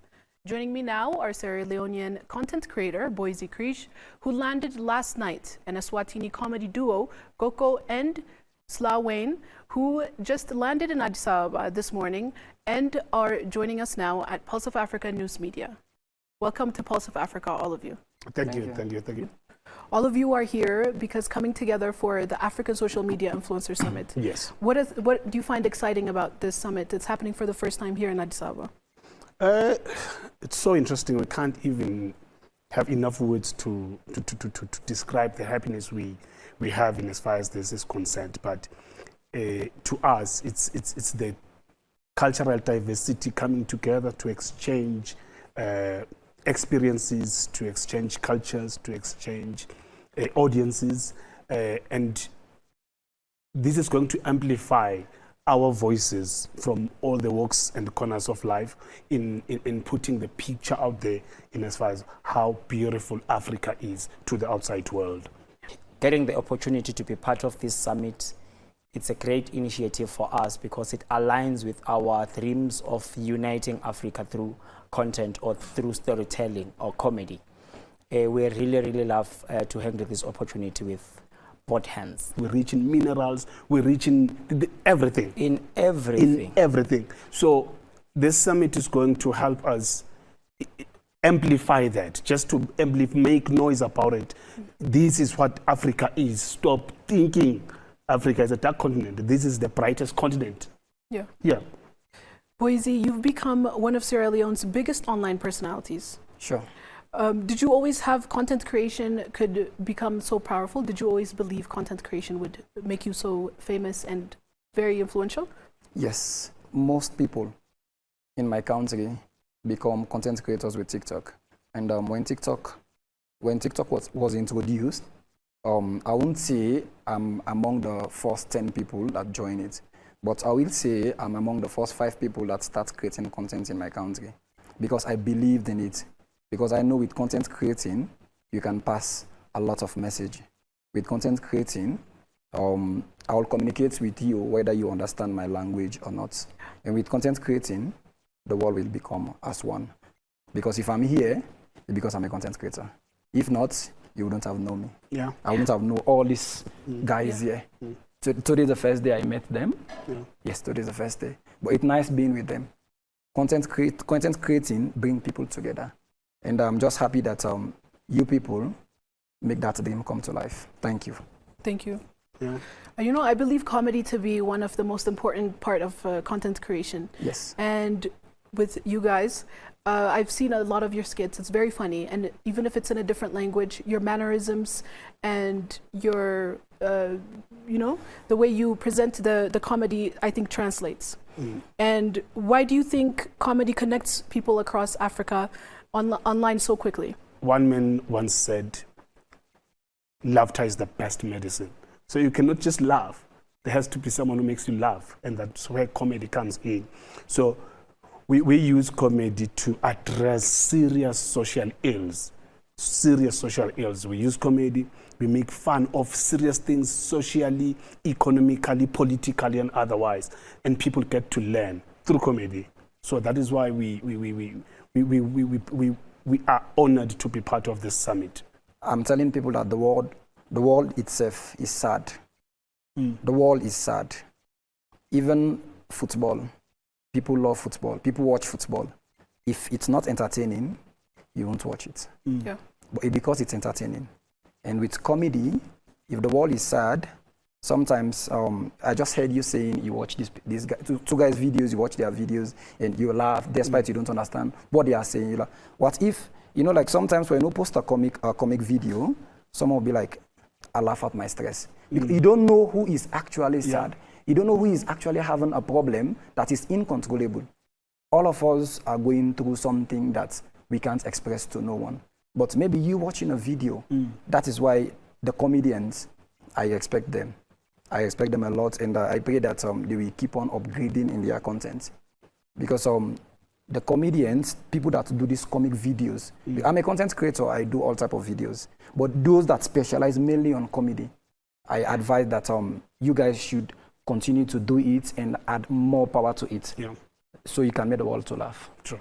Thank you. Just to echo on that, I still believe that comedy is the right vehicle to share sensitive or formal or informal information across the continent, because it's so simple for anyone to consume an information in a relaxed manner, in a relaxed environment.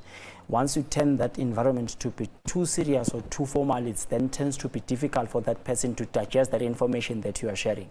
But if you will bring it in a humor way, then it tends to be very simple for that person to understand and find that person taking that information and sharing with more people, of which it can then reach more mileage in a very short space of time. On that very same note, you can see, and we are happy to see that happening in most events now globally, even serious events where presidents are, they use comedians as master of ceremonies, as program directors, because everyone wants to laugh. They don't. People don't need these serious setups. We are serious, yes, but we need that moment to laugh. And if you crack a joke and you see someone laugh, that person might not be laughing at that joke now, but it's a chance to laugh out stress, as he said, to laugh out that stress. You do understand? And you see people laugh and cry, like literal tears. And you think, oh, I've did my job. Whereas this person is grieving. But that person could not cry in front of people, but you've created a chance for that person just to grieve. Yeah, I truly believe comedy is an art form that brings people together. True. Yeah. And how has content creation changed your lives personally? For us, it has changed it financially, changed us mentally, because now we don't think like other people. You think for people. The way of life. Content creation makes you live a certain life standard, because you cannot do this, whereas on the socials, people are looking up to you. So it helps even to guide your ways as a content creator. Yes, you know, content creating has helped a lot of young people, not only us here, but even those that are not here. Being a content creator means you are carrying responsibility not only to yourself, but to the people that are watching you. Being a content creator, you don't only look at the beneficiary part of it, but you also have to look at it on how you have to portray yourself to the people. Because you being a content creator makes you a role model. And you being a role model means there are a lot of people there that want to be like you. So always try not to be a bad example. Being a content creator don't only means I make people happy, I also benefit from it financially. Just like what my brother said. It's a lot. We can't say all of it, but it means a lot to us. It's because I'm a content creator makes me to be here. Because when you call this, you said Africa Social Media Influencers Summit. You just don't say African politicians. You said influencers. And for you to be an influencer, you must be a content creator. Yeah. And that makes us to be here. The first time, this is my first time of being here. And I love being here. And I would love to be here again. So it feels good. Yeah, all of you have so many following. Your influence is in the millions. How do you carry that responsibility of influencing an entire one country's population, maybe? It's huge. Like everyone look at you, even your family, we look at you as someone different. Even the young ones, they'll be like, you have made it up. Someone will be like, yeah, you are rich, you are not rich. You having all these followers. I remember I used to have a lot of fear and I cut it because of just for a boy, a single boy. The boy is a fan. He likes everything I'm doing. And he's just 5 years old. Now he don't want to cut his hair to go to school. He'll be like, boy, is he rich? Don't cut his hair. But I was like, and the boy's mother is very happy that the boy is, I am the boy's role model. She's very happy with that. But I come to think of it, if the boy at this age, he refused to cut his hair, just because I don't cut my hair, he's still going to school. He's still young. Before I become a content creator, I finished my first degree. I'm currently doing my second degree. So I'll be like, I have a responsibility to transform that boy's life. So he can be gentle. Because if you're a kid, you have to go to school. And planting your hair at that stage is not too good. So I said, you know what? If I cut my hair, he will cut his hair too. And indeed, I cut my hair. And he did. I cut it for a boy. So you see the responsibility we are carrying? Yeah. That's it. Okay, yes, go ahead. With that being said, being a content creator, having a huge follower, it comes with a huge responsibility. One, to understand that you are no longer living your life for yourself, but you are living for the community that follows you. As you are living, you need to know back in your mind that you are now a role model to morph that community that follows you. You start to change the way, the style of living. You start to change the things you talk. You now have to be exposed in many things in order for you to understand your audience. It's very simple to trend. It's very simple to trend on social media to get more numbers, especially on TikTok nowadays. It's very simple to get numbers. But the difficult thing ever is to translate that trending into trading. How can I now convert that trending into business in order for me to maintain the standard of life that people assume I'm living in social media?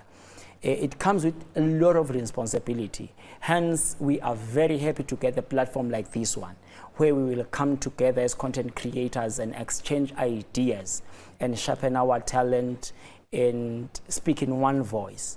We really, really needed such platforms. Apart from this one, we are looking forward to have as many platforms like this one that will bring us together as Africans in order for us to exchange and help each other to grow. content creation also grows you as an individual. For example, I never loved listening to the news. Me sitting down and watching the news. Me, why news? There's music playing there. But as soon as I started content creation, I started falling in love with news, the serious stuff, where there are political issues, social issues, health issues. I want to know issues so that my content is relevant. So it grows you as an individual as well. So again, we are so honored for this opportunity, Pulse of Africa. Because you have so much influence, how intentional are you in how you portray Africa? You might not be telling stories directly, but in your skits and comedy, whether it be anything, how intentional are you about portraying Africa and how the people see our continent? We are looking forward to fulfill it 110%, because this is our time to shine as Africa. The more you travel around Africa, the more the need you see that we need to unite and come as one in order for us to amplify the voice of Africa and to try to tell the correct story of Africa. Now it's the time for us as Africans to paint our own carnival in our own way. So as content creators, we are looking forward to exchange ideas, to help each other understand each and everyone culture, background, language, in order for us to try to talk about that and encourage domestic tourism when it comes to our continent. And also remember, on that very same note, Coco, thank you. Remember that if I'll make an example, if people get an accident on the roads, wherever, or if someone in the hospital decides to pass away, what they normally do, then the health practitioners, they feel the person is either here or here. What they want to verify is there any pulse? If that pulse is still beating, there is hope. So it's the pulse of Africa. To me, it's hope for Africa. It's hope for Africa. So this is the first.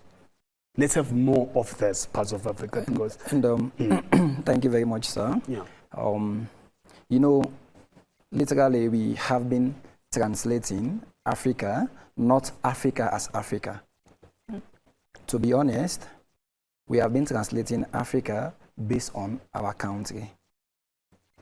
It's not the continent itself we have been translating. If I make videos, I'll make videos based on my country. If I make videos, even if I have to speak a language, I'll try to, if I want to communicate to my people, I will say it in Creole. Or sometimes I can say English if I want everyone to understand. And if I have okay, let's just say we just celebrate our 65 years independence in Sierra Leone, so on April 27. So now, what we did, you see, all of us will put in on our African, our countries flag dress, like the green, white, and blue. It depends on your country. You celebrate it. You are celebrating your country. Now, if we want to shape Africa, if we want to push Africa as we want to do now, this is the platform, Pulse of Africa. Because you bringing us together, this is not about me in Sierra Leone. I'll be saying my own part as a Sierra Leonean. They'll be saying their own parts as based on their country. You'll be saying your own parts based on Ethiopian. But you bringing us together, now all of us make up Africa because we are from different parts of Africa. So I believe with this type of platforms, they will be able to connect together. So working alone, now after this program, when we go back, we'll start to rethink. Rather than just pushing our own country, what about we start thinking outside our country, just as you people think. The soon as you might cut it for my interview, but the moment I see this when they say Pulse of Africa, you can cut it. The only thing that comes in my head is this is Africa BBC. This will be the African BBC, where they will be reporting exactly the Africa that it is now, other than the Africa that it was. So this is my thoughts about what we are doing here. And with you bringing in different content creators, I believe you've changed our narrative. Other than just focusing in our country, now we'll start to focus in Africa as a whole. Because after here, I'll be communicating with Coco and and this my other brother here, Sloani. I'll be communicating with them, and also Frenchy. So which means we are coming together. This is it. This is the dream, and we are happy to be part of that dream. Yeah, I'm glad all of you understand the agenda of POA. Pulse of Africa is here to tell Africa's stories with African voices. Thank you. You hear a lot of phrases often like Africans should tell their own stories. What do you think is a story about Africa that is missing online right now? Africa is not poor. That's number one. Africa is not poor in terms of infrastructure, in terms of talent, in terms of minerals, in terms of capabilities. In education, Africa is not poor. If we can amplify that and start believing in ourselves as African, then I think we can be on the right track. Another thing, in addendum to what you just said, Africans, we are not slaves and we are not rebels. This perception must be changed. We are not slaves. We have our own free will. We are here out of our free will. You called us. It's because we wanted to be here. That's why we are here. Let people stop treating Africa as slaves. We are no longer slaves. And Africa is not dark. Please let them stop that habit. Africa is not dark. I think they should visit Ethiopian at night. And that should tell that should being African. We are not afraid. That should tell us something. If you can do a study about the other European countries in particular, when they want to travel, when they want to visit, they visit Africa. That should tell us something about the riches of Africa, the beauty of Africa. The weather, they want to come to Africa for experience. Please add the freedom. The freedom, yes, freedom. The freedom. Africa is this baby. I can't even. Is this cute baby? Everyone wants to touch and kiss. Yes. But the mother of the baby does not see the baby as other people. Do you understand? We need to stop copy and paste as Africans. We want to copy every information from the other continent and try to paste it in Africa, which then tends to be very difficult for us to implement whatsoever ideas they are coming with just because it's an African. We need to start our own. We need to start our own. And if you study colors, all colors, they come from black. All colors. If you want to make any color, there has to be black. Even white comes from black. Do you think that African media organizations like this and content creators can work together? Definitely. How so? How? Definitely. Take example to us. We are here. Different African countries. Yeah. We are willing. It's based on the motive. When we watch the email, when I get my email, and I was like, this is what I've been looking for. Yeah. And for every sensitive content creator that is not selfish, but I believe content creators are not selfish. They are the most peaceful people. Because look at us. We just met 3 hours ago. Look at us rolling as if we have known each other for a very long time. So we are not selfish. So which means we can reach a lot. We can reach to a lot of other content creators. And we can do this as content creators. Because we are here. And we are very ready to be here at any time. So yes, we are ready. And we can make this happen. Pulse of Africa. This is just the first step. Then on the 5th step or the second one, maybe we change and get other content creators. That is good, but that's a learning for them, whereas it will be recap for us and follow up on where we are now. So I'm saying maybe I'm not marketing that we don't change, but I'm saying it will benefit either or parties having the same people just for follow-up. Guys, we did the first summit. Second summit is still you. Where are we now? Or we moved from here, we are here. Oh, that's nice. You've run your race. Let's try other people. Do you understand? I'm sending that to you. Yeah. Before that lovely question that you will pause. An institution like this will be successful if we as content creators, we will take the mandate into our shoulders and try to fulfill the mandate by taking it back into the different countries that we have. I'm not saying let's duplicate POA, but let's try to take this information as organic as it is and invest in different countries to try and push the same mandate. Then I think we'll reach the goal in a very short space of time. What are you looking forward to the most at this upcoming summit? I'm looking forward for the ideas. Someone who will paraphrase the ideas behind the POA.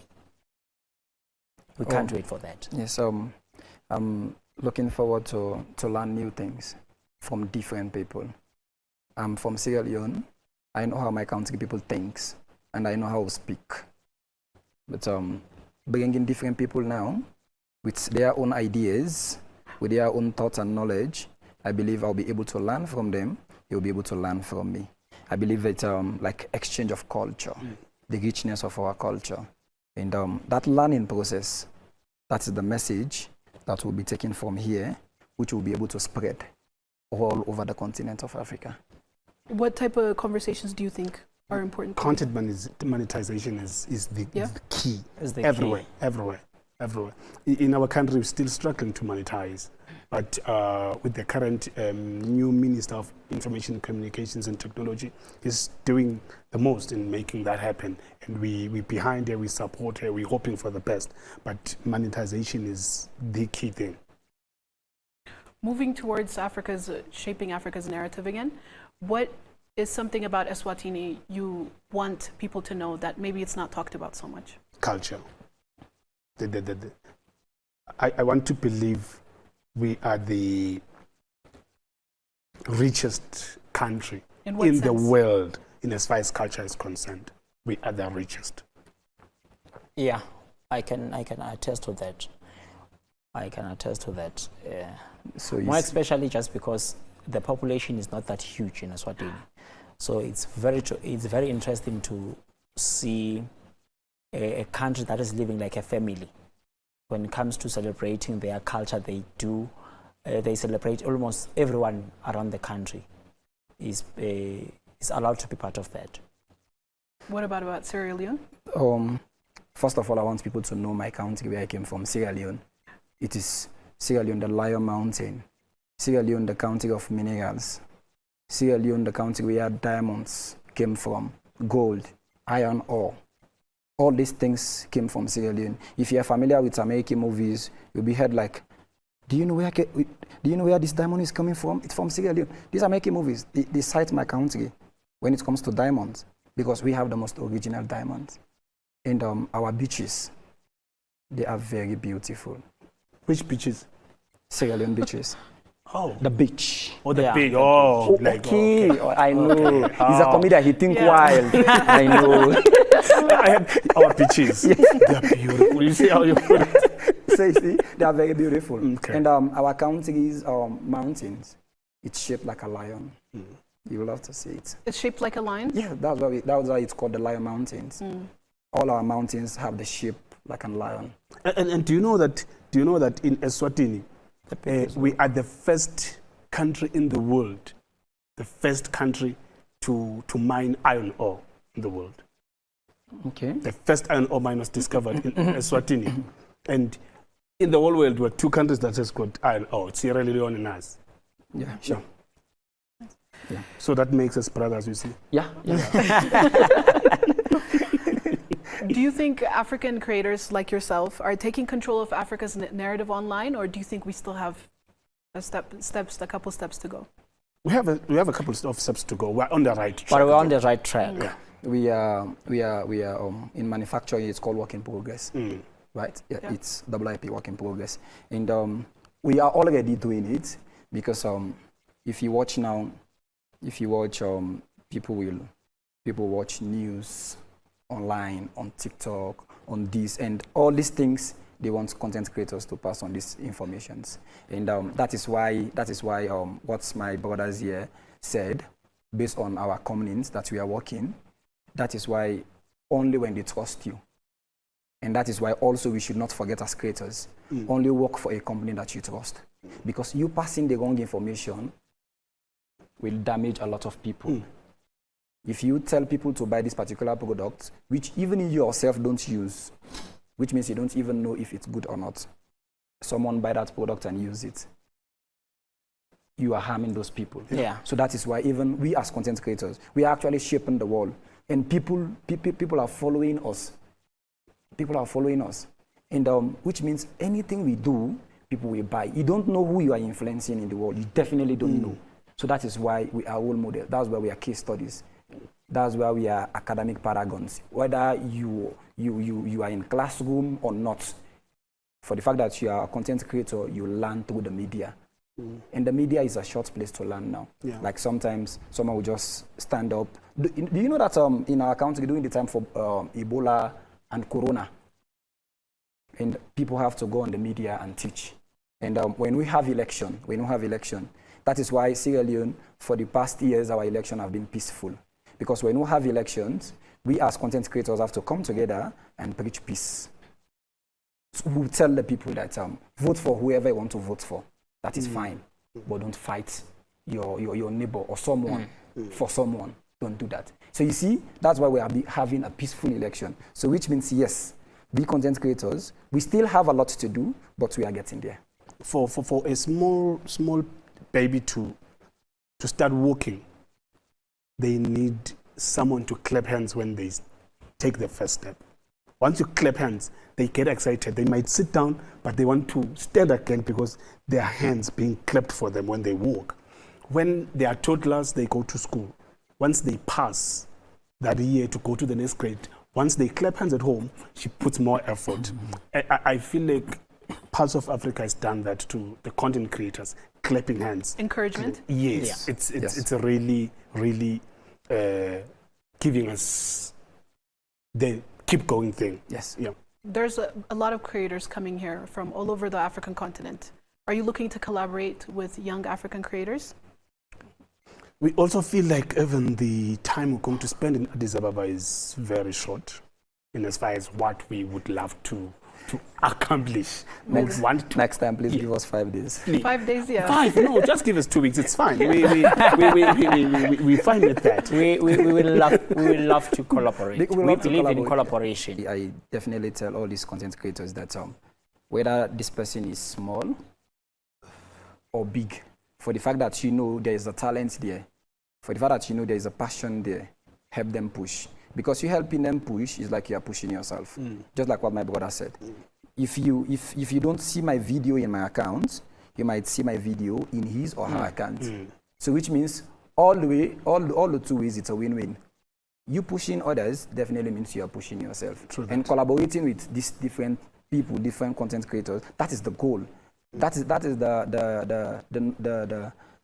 primary benefit. That is the primary benefit that we'll be having directly. That is the direct benefit to ourselves. Collaborating with everyone, it's a direct benefit.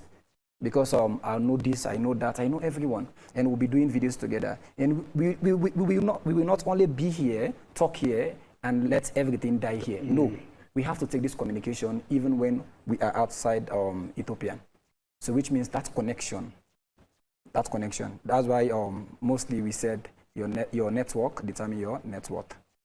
Yeah. So it's a networking. Network to net worth. Yes. Yeah. Yes. Network to net worth. Yes. Yeah. So what are you hoping to gain personally from ASMIS? I'll start with you, Sloani. He has said most of the things, but I like the last part, the networking part to net worth. I like that because when he said networking, do you know that if you are a fisherman, you go to fish using a net. Your net has to work for you to catch fish. If you catch fish, then you'll eat and feed families. If you sell, you'll sell. But your net has to work. So net working. Net? What are we laughing at? It's okay. I like the story. Yes, it's a punch. I like the story. I liked it when he said networking. I said, oh yeah, true. If you can have a net, but if the net is not working, then it's impossible for you to catch fish. True. It's not. But we're hoping for the best networks ever. So you said you bring like 200 influencers from all over African continent. That means that means literally we'll be having like 200 summits coming. I hope so. Yeah. I hope that. Yeah. Yes. 5 years from now, what do you hope the global image of Africa looks like? Africa will be the leading continent. Africa will be the leading continent. I still believe that here in the planet Earth, the only continent that doesn't need any other continent to live is Africa. We don't need, Africa can feed themselves.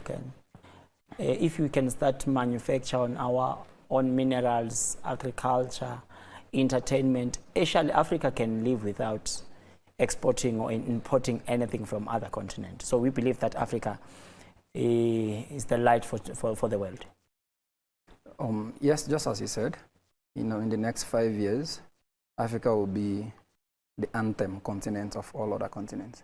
The what? Anthem. Anthem continent. Yes, anthem continent. Africa will be the anthem continent. Yeah. Because you see all these minerals, they are from Africa. All this, whatever thing you are seeing now in any part of the world, they are from Africa. And I strongly believe within that time, Africa will be able to manage our own minerals and manage our resource. And if we can export and import, we can do it in Africa. Finally, what message do you have for young African creators maybe watching this interview right now? What message do you want to leave us with? Don't give up. Never give up in your dream. If you believe in something, there are a lot of stepping stones. There are a lot of challenges. The moment you give up, that's the moment your dream died. But the moment you believe in yourself, you start having one person that will believe in you. Then you have two. Then you have three. Then that's how you continue to grow. Believing in yourself, keep pushing. The world will help you. But for now, you have to help yourself. Yes. Just to work on that, I will encourage all the content creators that know your story as an African. Know your story, because it's so difficult for you to share your positive ideas, or it's so difficult for you to even invest more of your energy in something that you are not well versed with. So I'm encouraging everyone to know your story, know the story of Africa. That will help you to have more energy to even answer any question that can come across you about your continent. Know yourself, know your story, research more about your African history. Never lose focus. Study. Because studying helps you to think at a broader spectrum in all things. So, like a chicken, when it's the brooding process, it sits on its eggs. You cannot even see the eggs. You will wonder why the chicken sits there. You'll start talking. Is it sick? Is it? That's what it's saying. People say a lot of things about you, but you have to know why you are sitting, why you're there. The chicken stays there for the longest time until it hatches all the eggs and stands up. And everyone's happy. Wow. So you know your dream. Don't listen to people. You know what you are pregnant. Give birth to your dream. Then live it. I look forward to seeing you all at the summit. Thank you for coming to Pulse of Africa. Thank you very much. Thank you for having us. Thank you. Thank you. That was Boise Creech, Goko, and Sloane speaking with us in Addis Ababa ahead of the African Social Media Influencer Summit 2026. For more coverage from the summit, stay with Pulse of Africa News Media. Thank you for watching.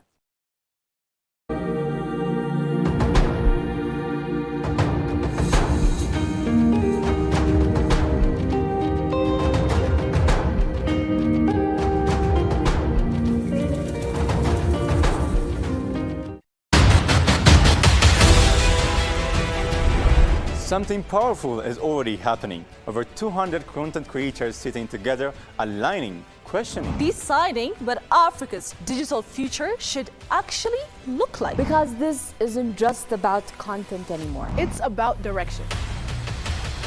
millions of followers and millions of eyes. Now moving with shared purpose. Stories are being shaped with intention. Narratives are being clarified. Agendas are being defined. Because when Africa speaks in fragments, it gets misunderstood. But when it moves together, it becomes undeniable. What's happening here doesn't stay here. It reaches the world. This is the African Social Media Influencer Summit.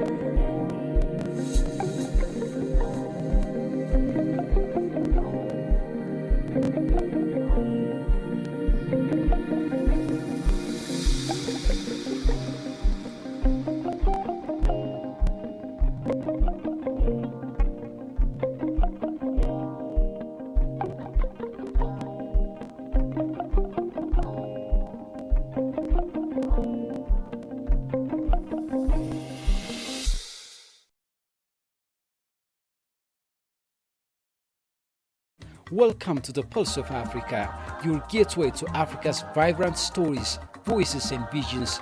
Join us every Monday and Wednesday for POA in Depth, where we provide sharp analysis of pressing current affairs, keeping you informed and engaged. Tuesdays feature the Africa We Want, dedicated to the African Union's Agenda 2063, discover Africa's journey toward a prosperous and integrated future. On Thursdays, tune into El Dorado, highlighting Africa's rich natural resources and how they can drive true prosperity. Fridays bring you Roundup, where seasoned journalists discuss enduring issues shaping our continent's destiny. Saturdays showcase the editorial, offering Pulse of Africa's perspective on Africa's challenges and opportunities, and celebrate the notables, recognizing remarkable Africans making a difference. And don't forget, Sundays are for Africa Melody, honoring our culture, music and entertainment. So tune into the Pulse of Africa and experience the vitality of our continent every day of the week. Subscribe now.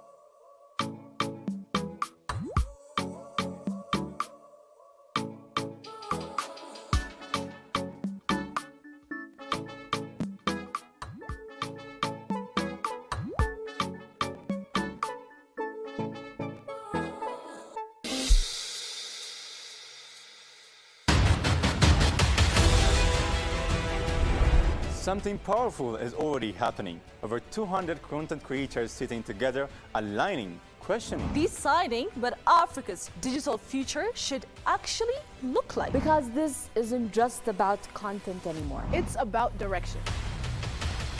Millions of followers and millions of eyes. Now moving with shared purpose. Stories are being shaped with intention. Narratives are being clarified. Agendas are being defined. Because when Africa speaks in fragments, it gets misunderstood. But when it moves together, it becomes undeniable. What's happening here doesn't stay here. It reaches the world. This is the African Social Media Influencer Summit.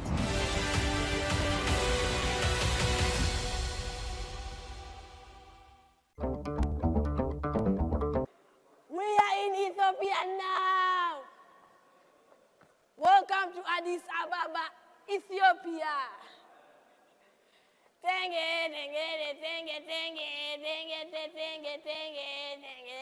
I'm feeling so happy, and I thank ASMIS for bringing me to Ethiopia. It is my first time, but I see Ethiopia is going to be fun and boom, just think never to give up, to be posting daily, every time, to focus on their dream. To the global, I think through making content, through showing the world what Africa is, because many don't know Africa. Through showing Africa, because many don't know Africa, through content, through showing our countries, like making videos about it.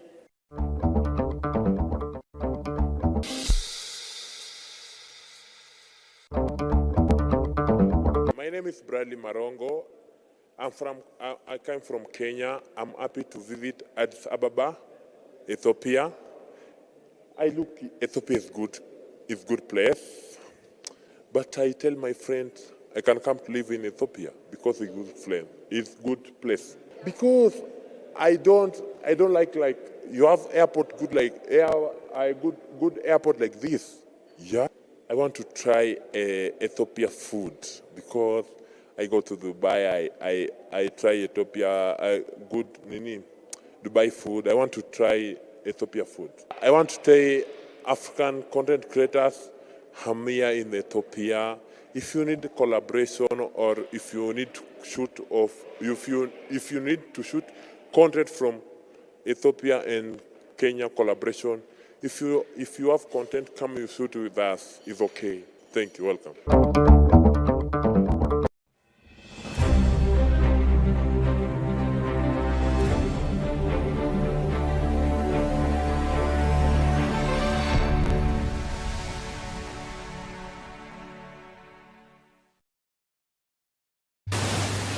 If you don't tell your story, it will be told by others. They'll talk of hunger, they'll talk of war, they'll talk of conflict, but they'll not say the things that are happening in Africa that are positive.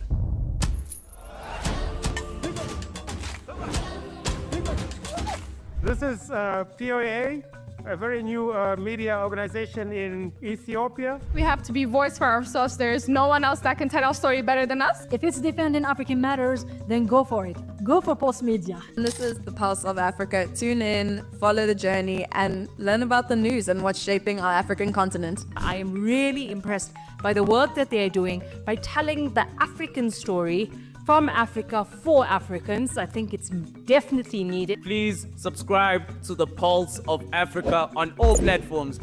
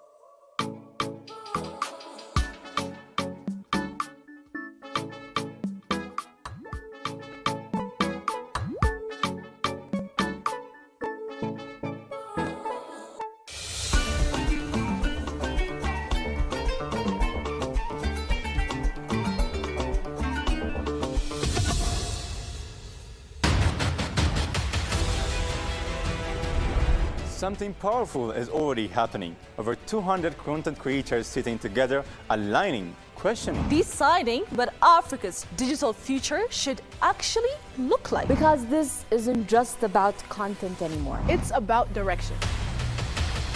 millions of followers and millions of eyes. Now moving with shared purpose. Stories are being shaped with intention. Narratives are being clarified. Agendas are being defined. Because when Africa speaks in fragments, it gets misunderstood. But when it moves together, it becomes undeniable. What's happening here doesn't stay here. It reaches the world. This is the African Social Media Influencer Summit.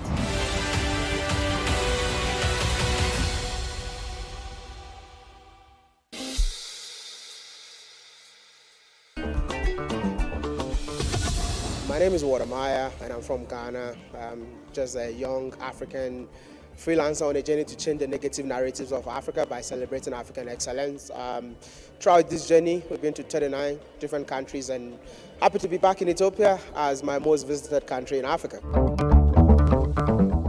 I was there when this event was born, and I can't wait to see how it will all turn out, because this is one of the things that I've personally wanted to do. I mean, the organizer of this event will definitely know that this has always been the dream of bringing African creators in one place, especially the headquarters of Africa, which is Addis Ababa. So it's so beautiful to see what is happening, and I can't wait to see all the African creators in one room for us to share ideas and see how we can push the African agenda to the rest of the world. And I'm so happy to see that at least we have Pulse of Africa, which is also the African agenda that we're all trying to push, and I hope and believe that we take this narrative to the rest of the world. I think when it comes to Africa, I would say that content creators are the real ambassadors of the continent. We are more like change makers of the continent, even though people in the continent don't see us that way, because I believe that our videos have the impact to change the world. I believe when I was here for the third time, I did the video in Addis Ababa, and people could not believe the transformation that is happening in Addis Ababa. And I believe that through my videos, a lot of people are actually coming to Addis to see the new transformation, and this is the impact that content creators have, and I hope and believe that the government of the day will support content creators to push that narrative. We are the new media, whether you like it or not, and new media is here to stay. Stay true to yourself. The content is around you, and pick up the camera and create that content, because you might never know that content that will take you to the globe.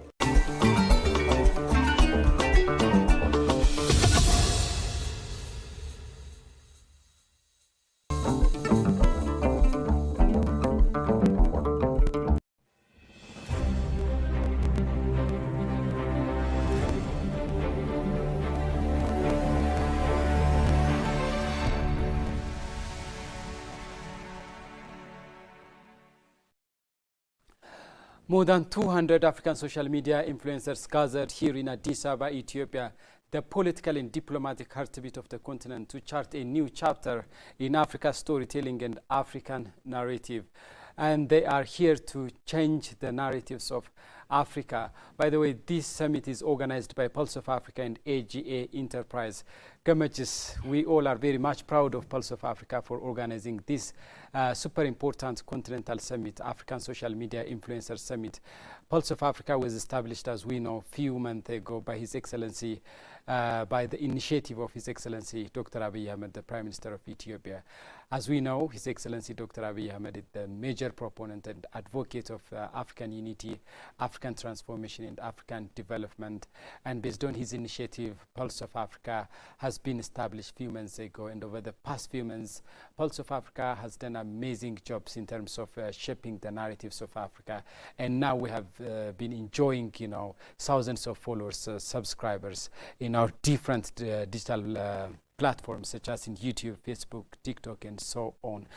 And we kindly ask our audience to subscribe our channels, Pulse of Africa YouTube channel, and Facebook and TikTok, our social media page. Pulse of Africa has been established, as I said, to change the skewed narratives of Africa.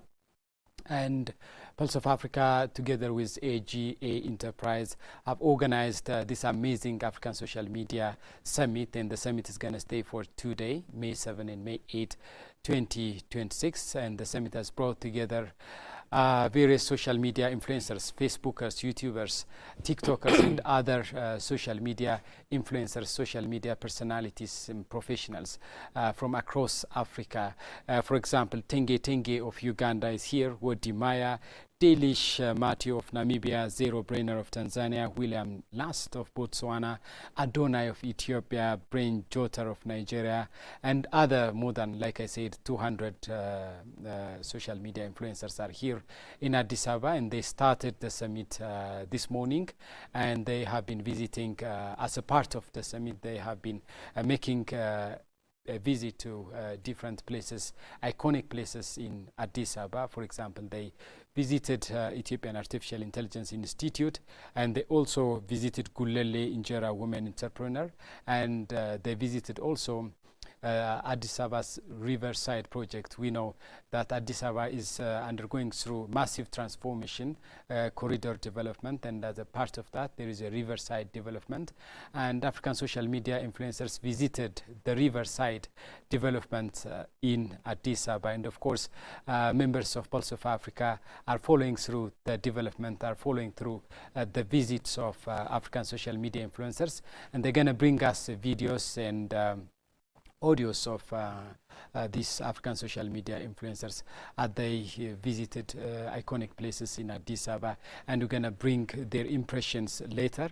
But for now, let us have some talk regarding the Riverside project in Addis Ababa and their visit in these iconic places.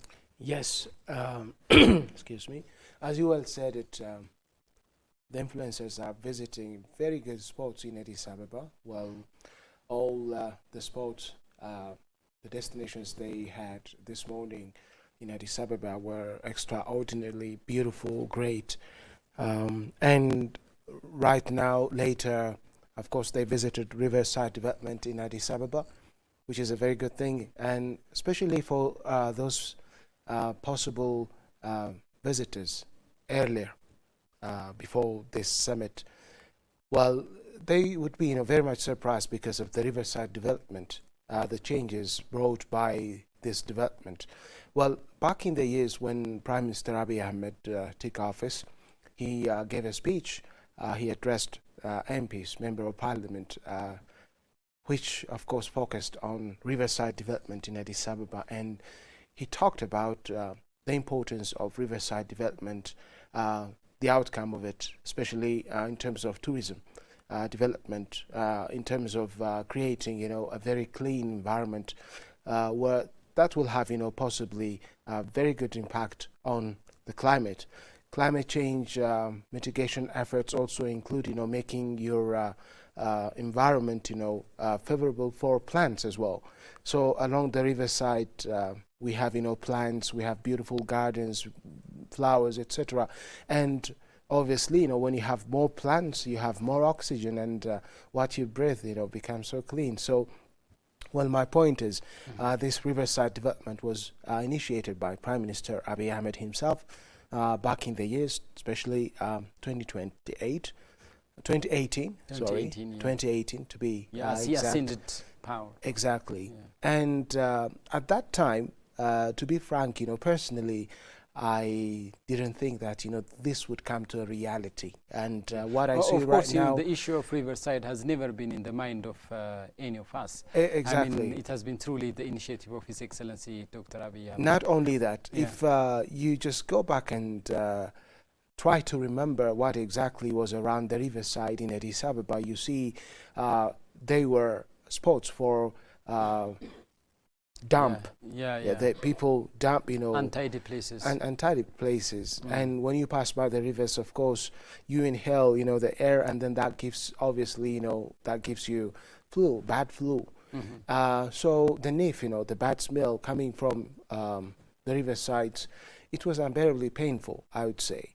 And now, just start from Toto up the hill from where these influencers, visited, and just take, just the river bank and just go down the stream, and then you see most of these places becoming, neat and clean. At the same time, they are being made beautiful, more beautiful than ever. And now, in all these years, in the last 7-8 years, these spots, riverside projects, beautified, not only the river banks, but also they just changed everything, like the tidiness along the riverside it's so beautiful. It's so convenient, to spend time, and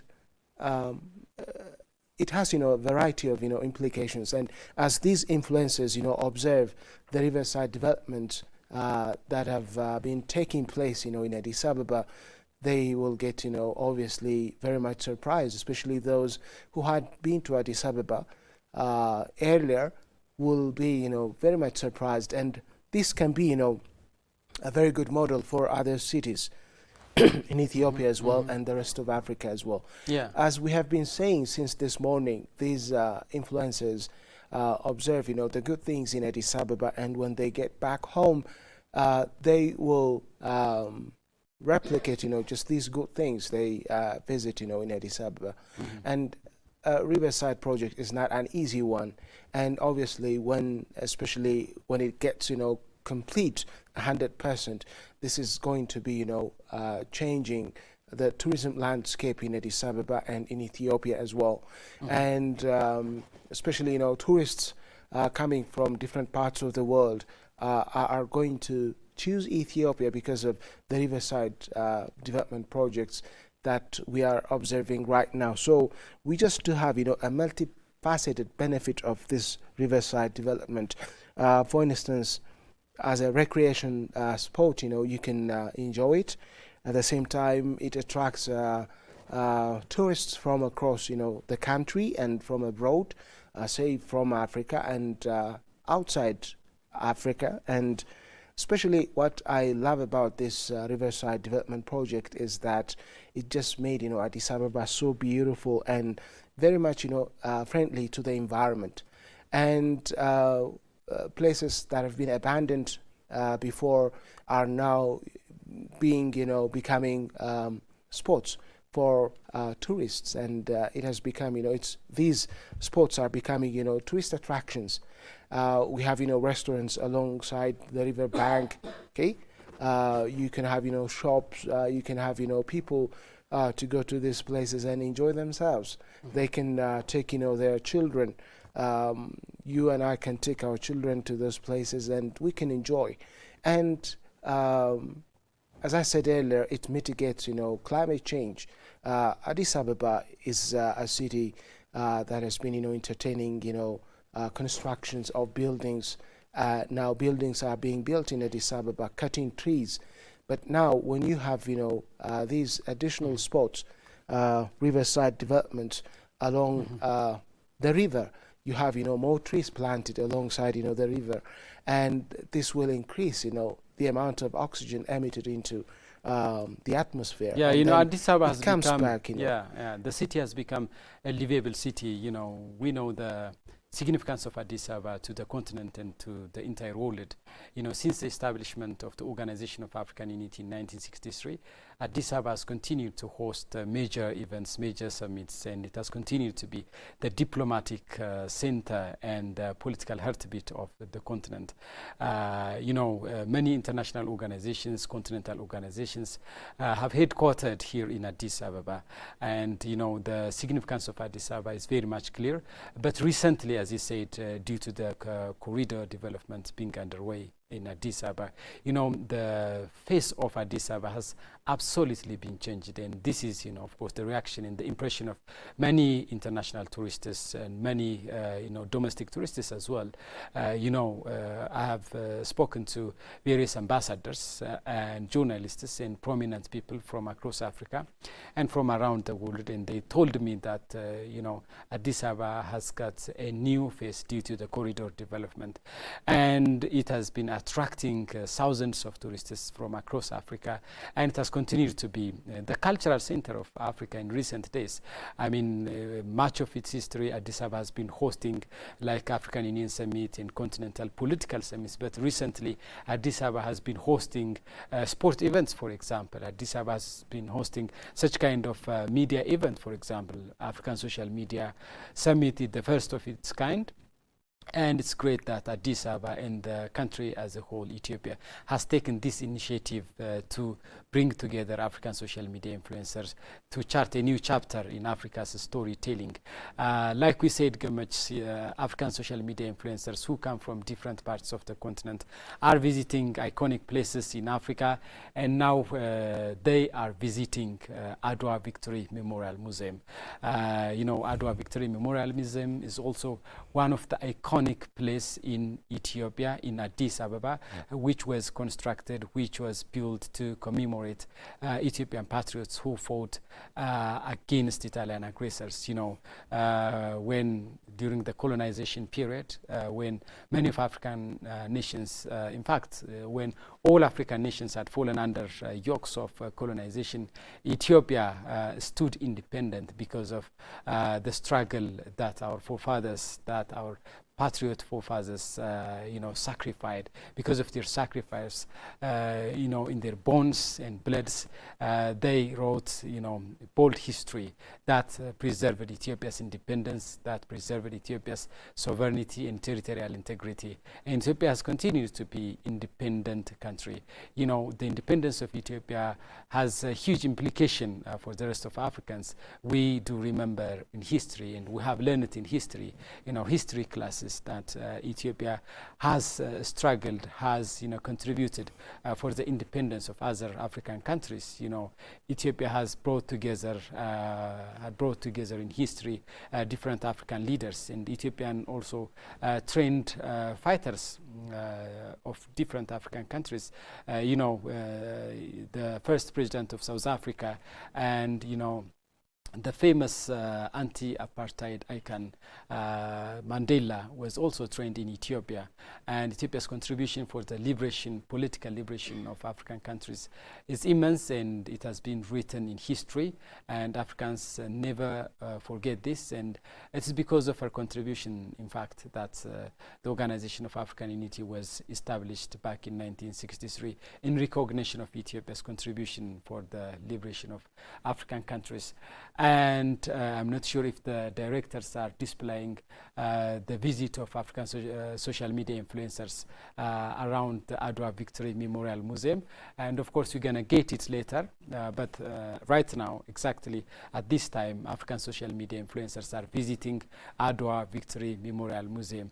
That exactly depicts the history of Ethiopia, the history of Africa, the history of Africa. If you pay a visit, hope you visited Adwa Victory Memorial Museum. Absolutely. Yeah, you can see, you know, Ethiopians' contribution, Ethiopian leadership, the then fighters, and the then history of Adwa Victory, you know, in 1888, when Italian invaded Ethiopia, Ethiopians across different parts of the country, north to south, east to west, they gathered together and they marched to the northern tip of the country, to Adwa Mountains, to the hills and mountains of Adwa, and they fought and they made fierce struggle against Italian colonizers, and they humiliated Italian aggressors and colonizers, and that was a resounding victory for Ethiopia. And it was, of course, a devastating defeat for Italians. And that history, you know, was not, you know, preserved in the kind of museums like the Adwa Victory Memorial Museum. But recently, some few years ago, Ethiopia was able to build Adwa Victory Memorial Museum. It's a huge museum. It exactly displayed the history of Adwa Victory, how Adwa the Battle of Adwa was fought, and why Ethiopians were successful. You know, we are exactly looking the visit of African social media influencers at the Adwa Victory Memorial Museum. You can see they are going downstairs. That is exactly Adwa Victory Memorial Museum. We could see lots of things happening there at Adwa Victory Memorial Museum. In fact, this is the history of Africans. This is not only the history of Ethiopia. In fact, this is the history of Africa, the history of black people in general. You know, because of the victory of Adwa, Ethiopia is considered as a beacon of independence for Africa, for Caribbeans, and for black people around the world. Zelalem, yes, the Ethiopian government took the initiative to build the memorial, this Adwa Museum Memorial. Well, the investment, if you just go and ask, you get surprised, really. It's a huge investment into that building, into that complex out. It's not just a single building. And the representation of all the things you mentioned right now, the fight the Ethiopian patriots had with the Italian aggressors and other things, everything has been represented in this building, in the museum. And look, you know, Africans come from all over Africa, and then they hear the story of Adwa. And especially when they hear of the Battle of Adwa, they just find, you know, the details just in books, in history books. And the script in the history books, you know, has been in vain. I mean, there's nothing that could allow people to see exactly what happened during that battle in 1896. But the building of the museum allows, you know, any newcomer, not only any visitor, but Ethiopians themselves, to see or to remember the patriots, the horsemen, you know, the horsewomen, with their tools, with their weapons, traditional weapons, some of them, you know, holding clubs, some others, you know, guns, etc. All these are represented in various ways, you know, in that museum.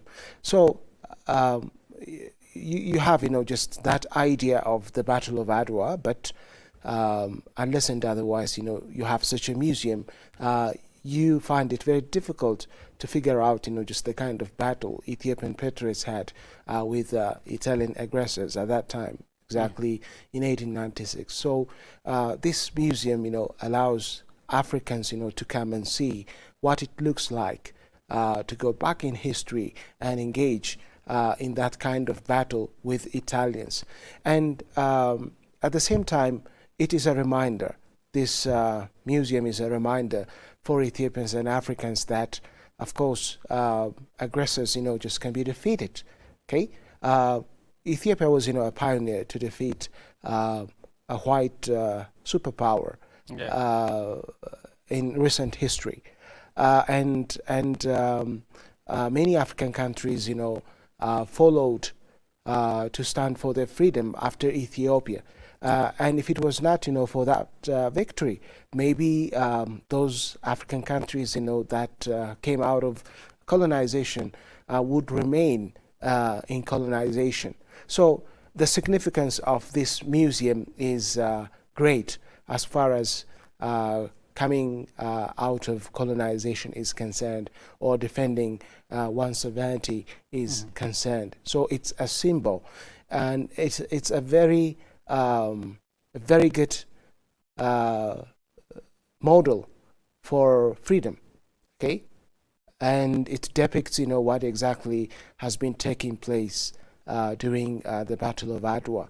And it allows newcomers to visualize the kind of up and down Ethiopian patriots had gone through.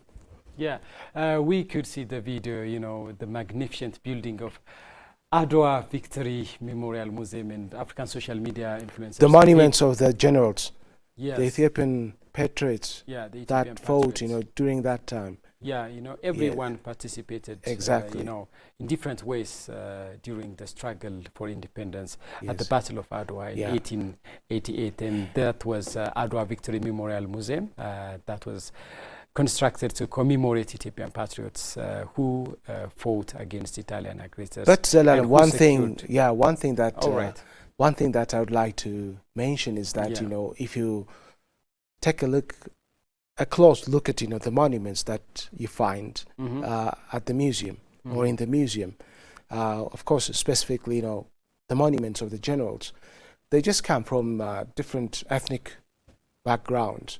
And the ideal of Ethiopianism, just brought them together. So I would say, just the generals would come from, different backgrounds, from different ethnicity. And the idea of Ethiopia, or fighting for the freedom of Ethiopia, brought them, together. It unified them. And exactly, the implication of that, I would say, is that, in Ethiopia these days, well, you got a million reasons, to depart from one another, to get away from, being united. And this ideal, this common ideal, the idea of being an Ethiopian, an idea of being a freedom fighter, brought together, just those generals with different various backgrounds. Various ethnic backgrounds. Various ethnic Absolutely, backgrounds, yes. Kemet. So Yeah, it has implication for unity in Africa, and not only in Ethiopia, but also for the rest of Africa. No doubt. Africa is a continent with diverse culture, as even, at country level, there is a widespread diversity. And what is it that, you use to unite, Africans when they are already, diversified, in various aspects. Now, the idea of Pan-Africanism is just one thing that is depicted, very well. All right, Clements, you reminded me of my one of my unforgettable and memorable interview that I conducted with American writer, American historian, Professor Raymond Jonas.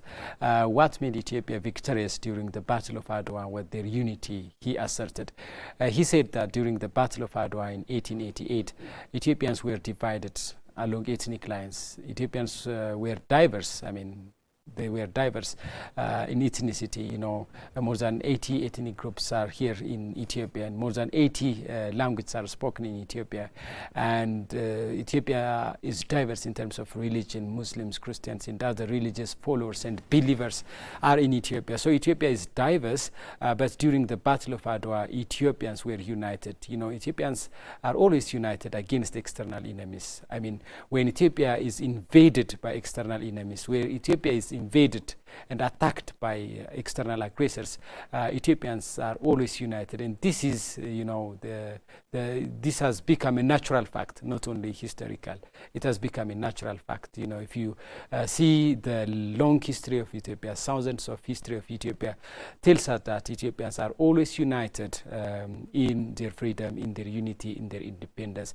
That's why they have preserved such an independent nation for us. And it's going to be the responsibility of this generation, today's generation, to transfer such independent country to the rest of to the coming generations. And I think that's very much clear, and it's great that Ethiopia constructed and built such kind of museum where Africans can visit and learn from Ethiopian history. And one of the greatest lessons that Ethiopia can teach for other African countries is the value of unity. With unity, Ethiopia preserved independence. United, strong, and we're going to be weak when we are divided. So it's always important to preserve our unity for our independence, for our sovereignty, for our development, for our everything, for transformation. We need to preserve our unity. And Pulse of Africa has been reporting the African Social Media Influencers Summit being underway in Addis Ababa for 2 consecutive days, today and tomorrow.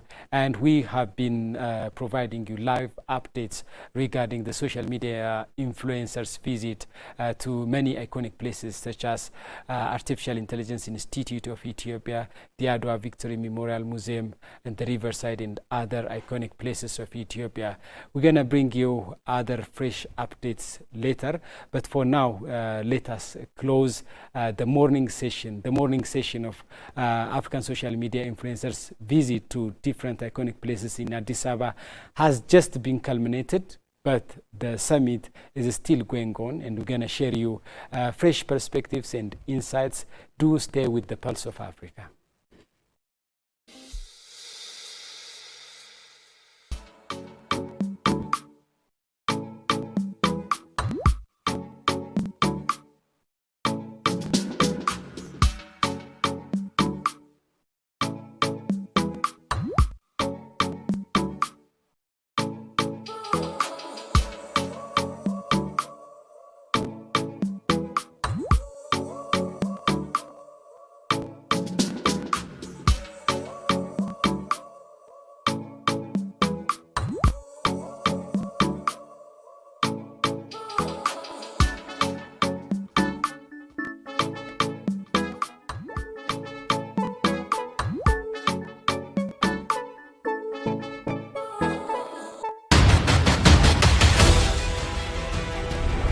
Something powerful is already happening. Over 200 content creators sitting together, aligning, questioning, deciding what Africa's digital future should actually look like. Because this isn't just about content anymore. It's about direction.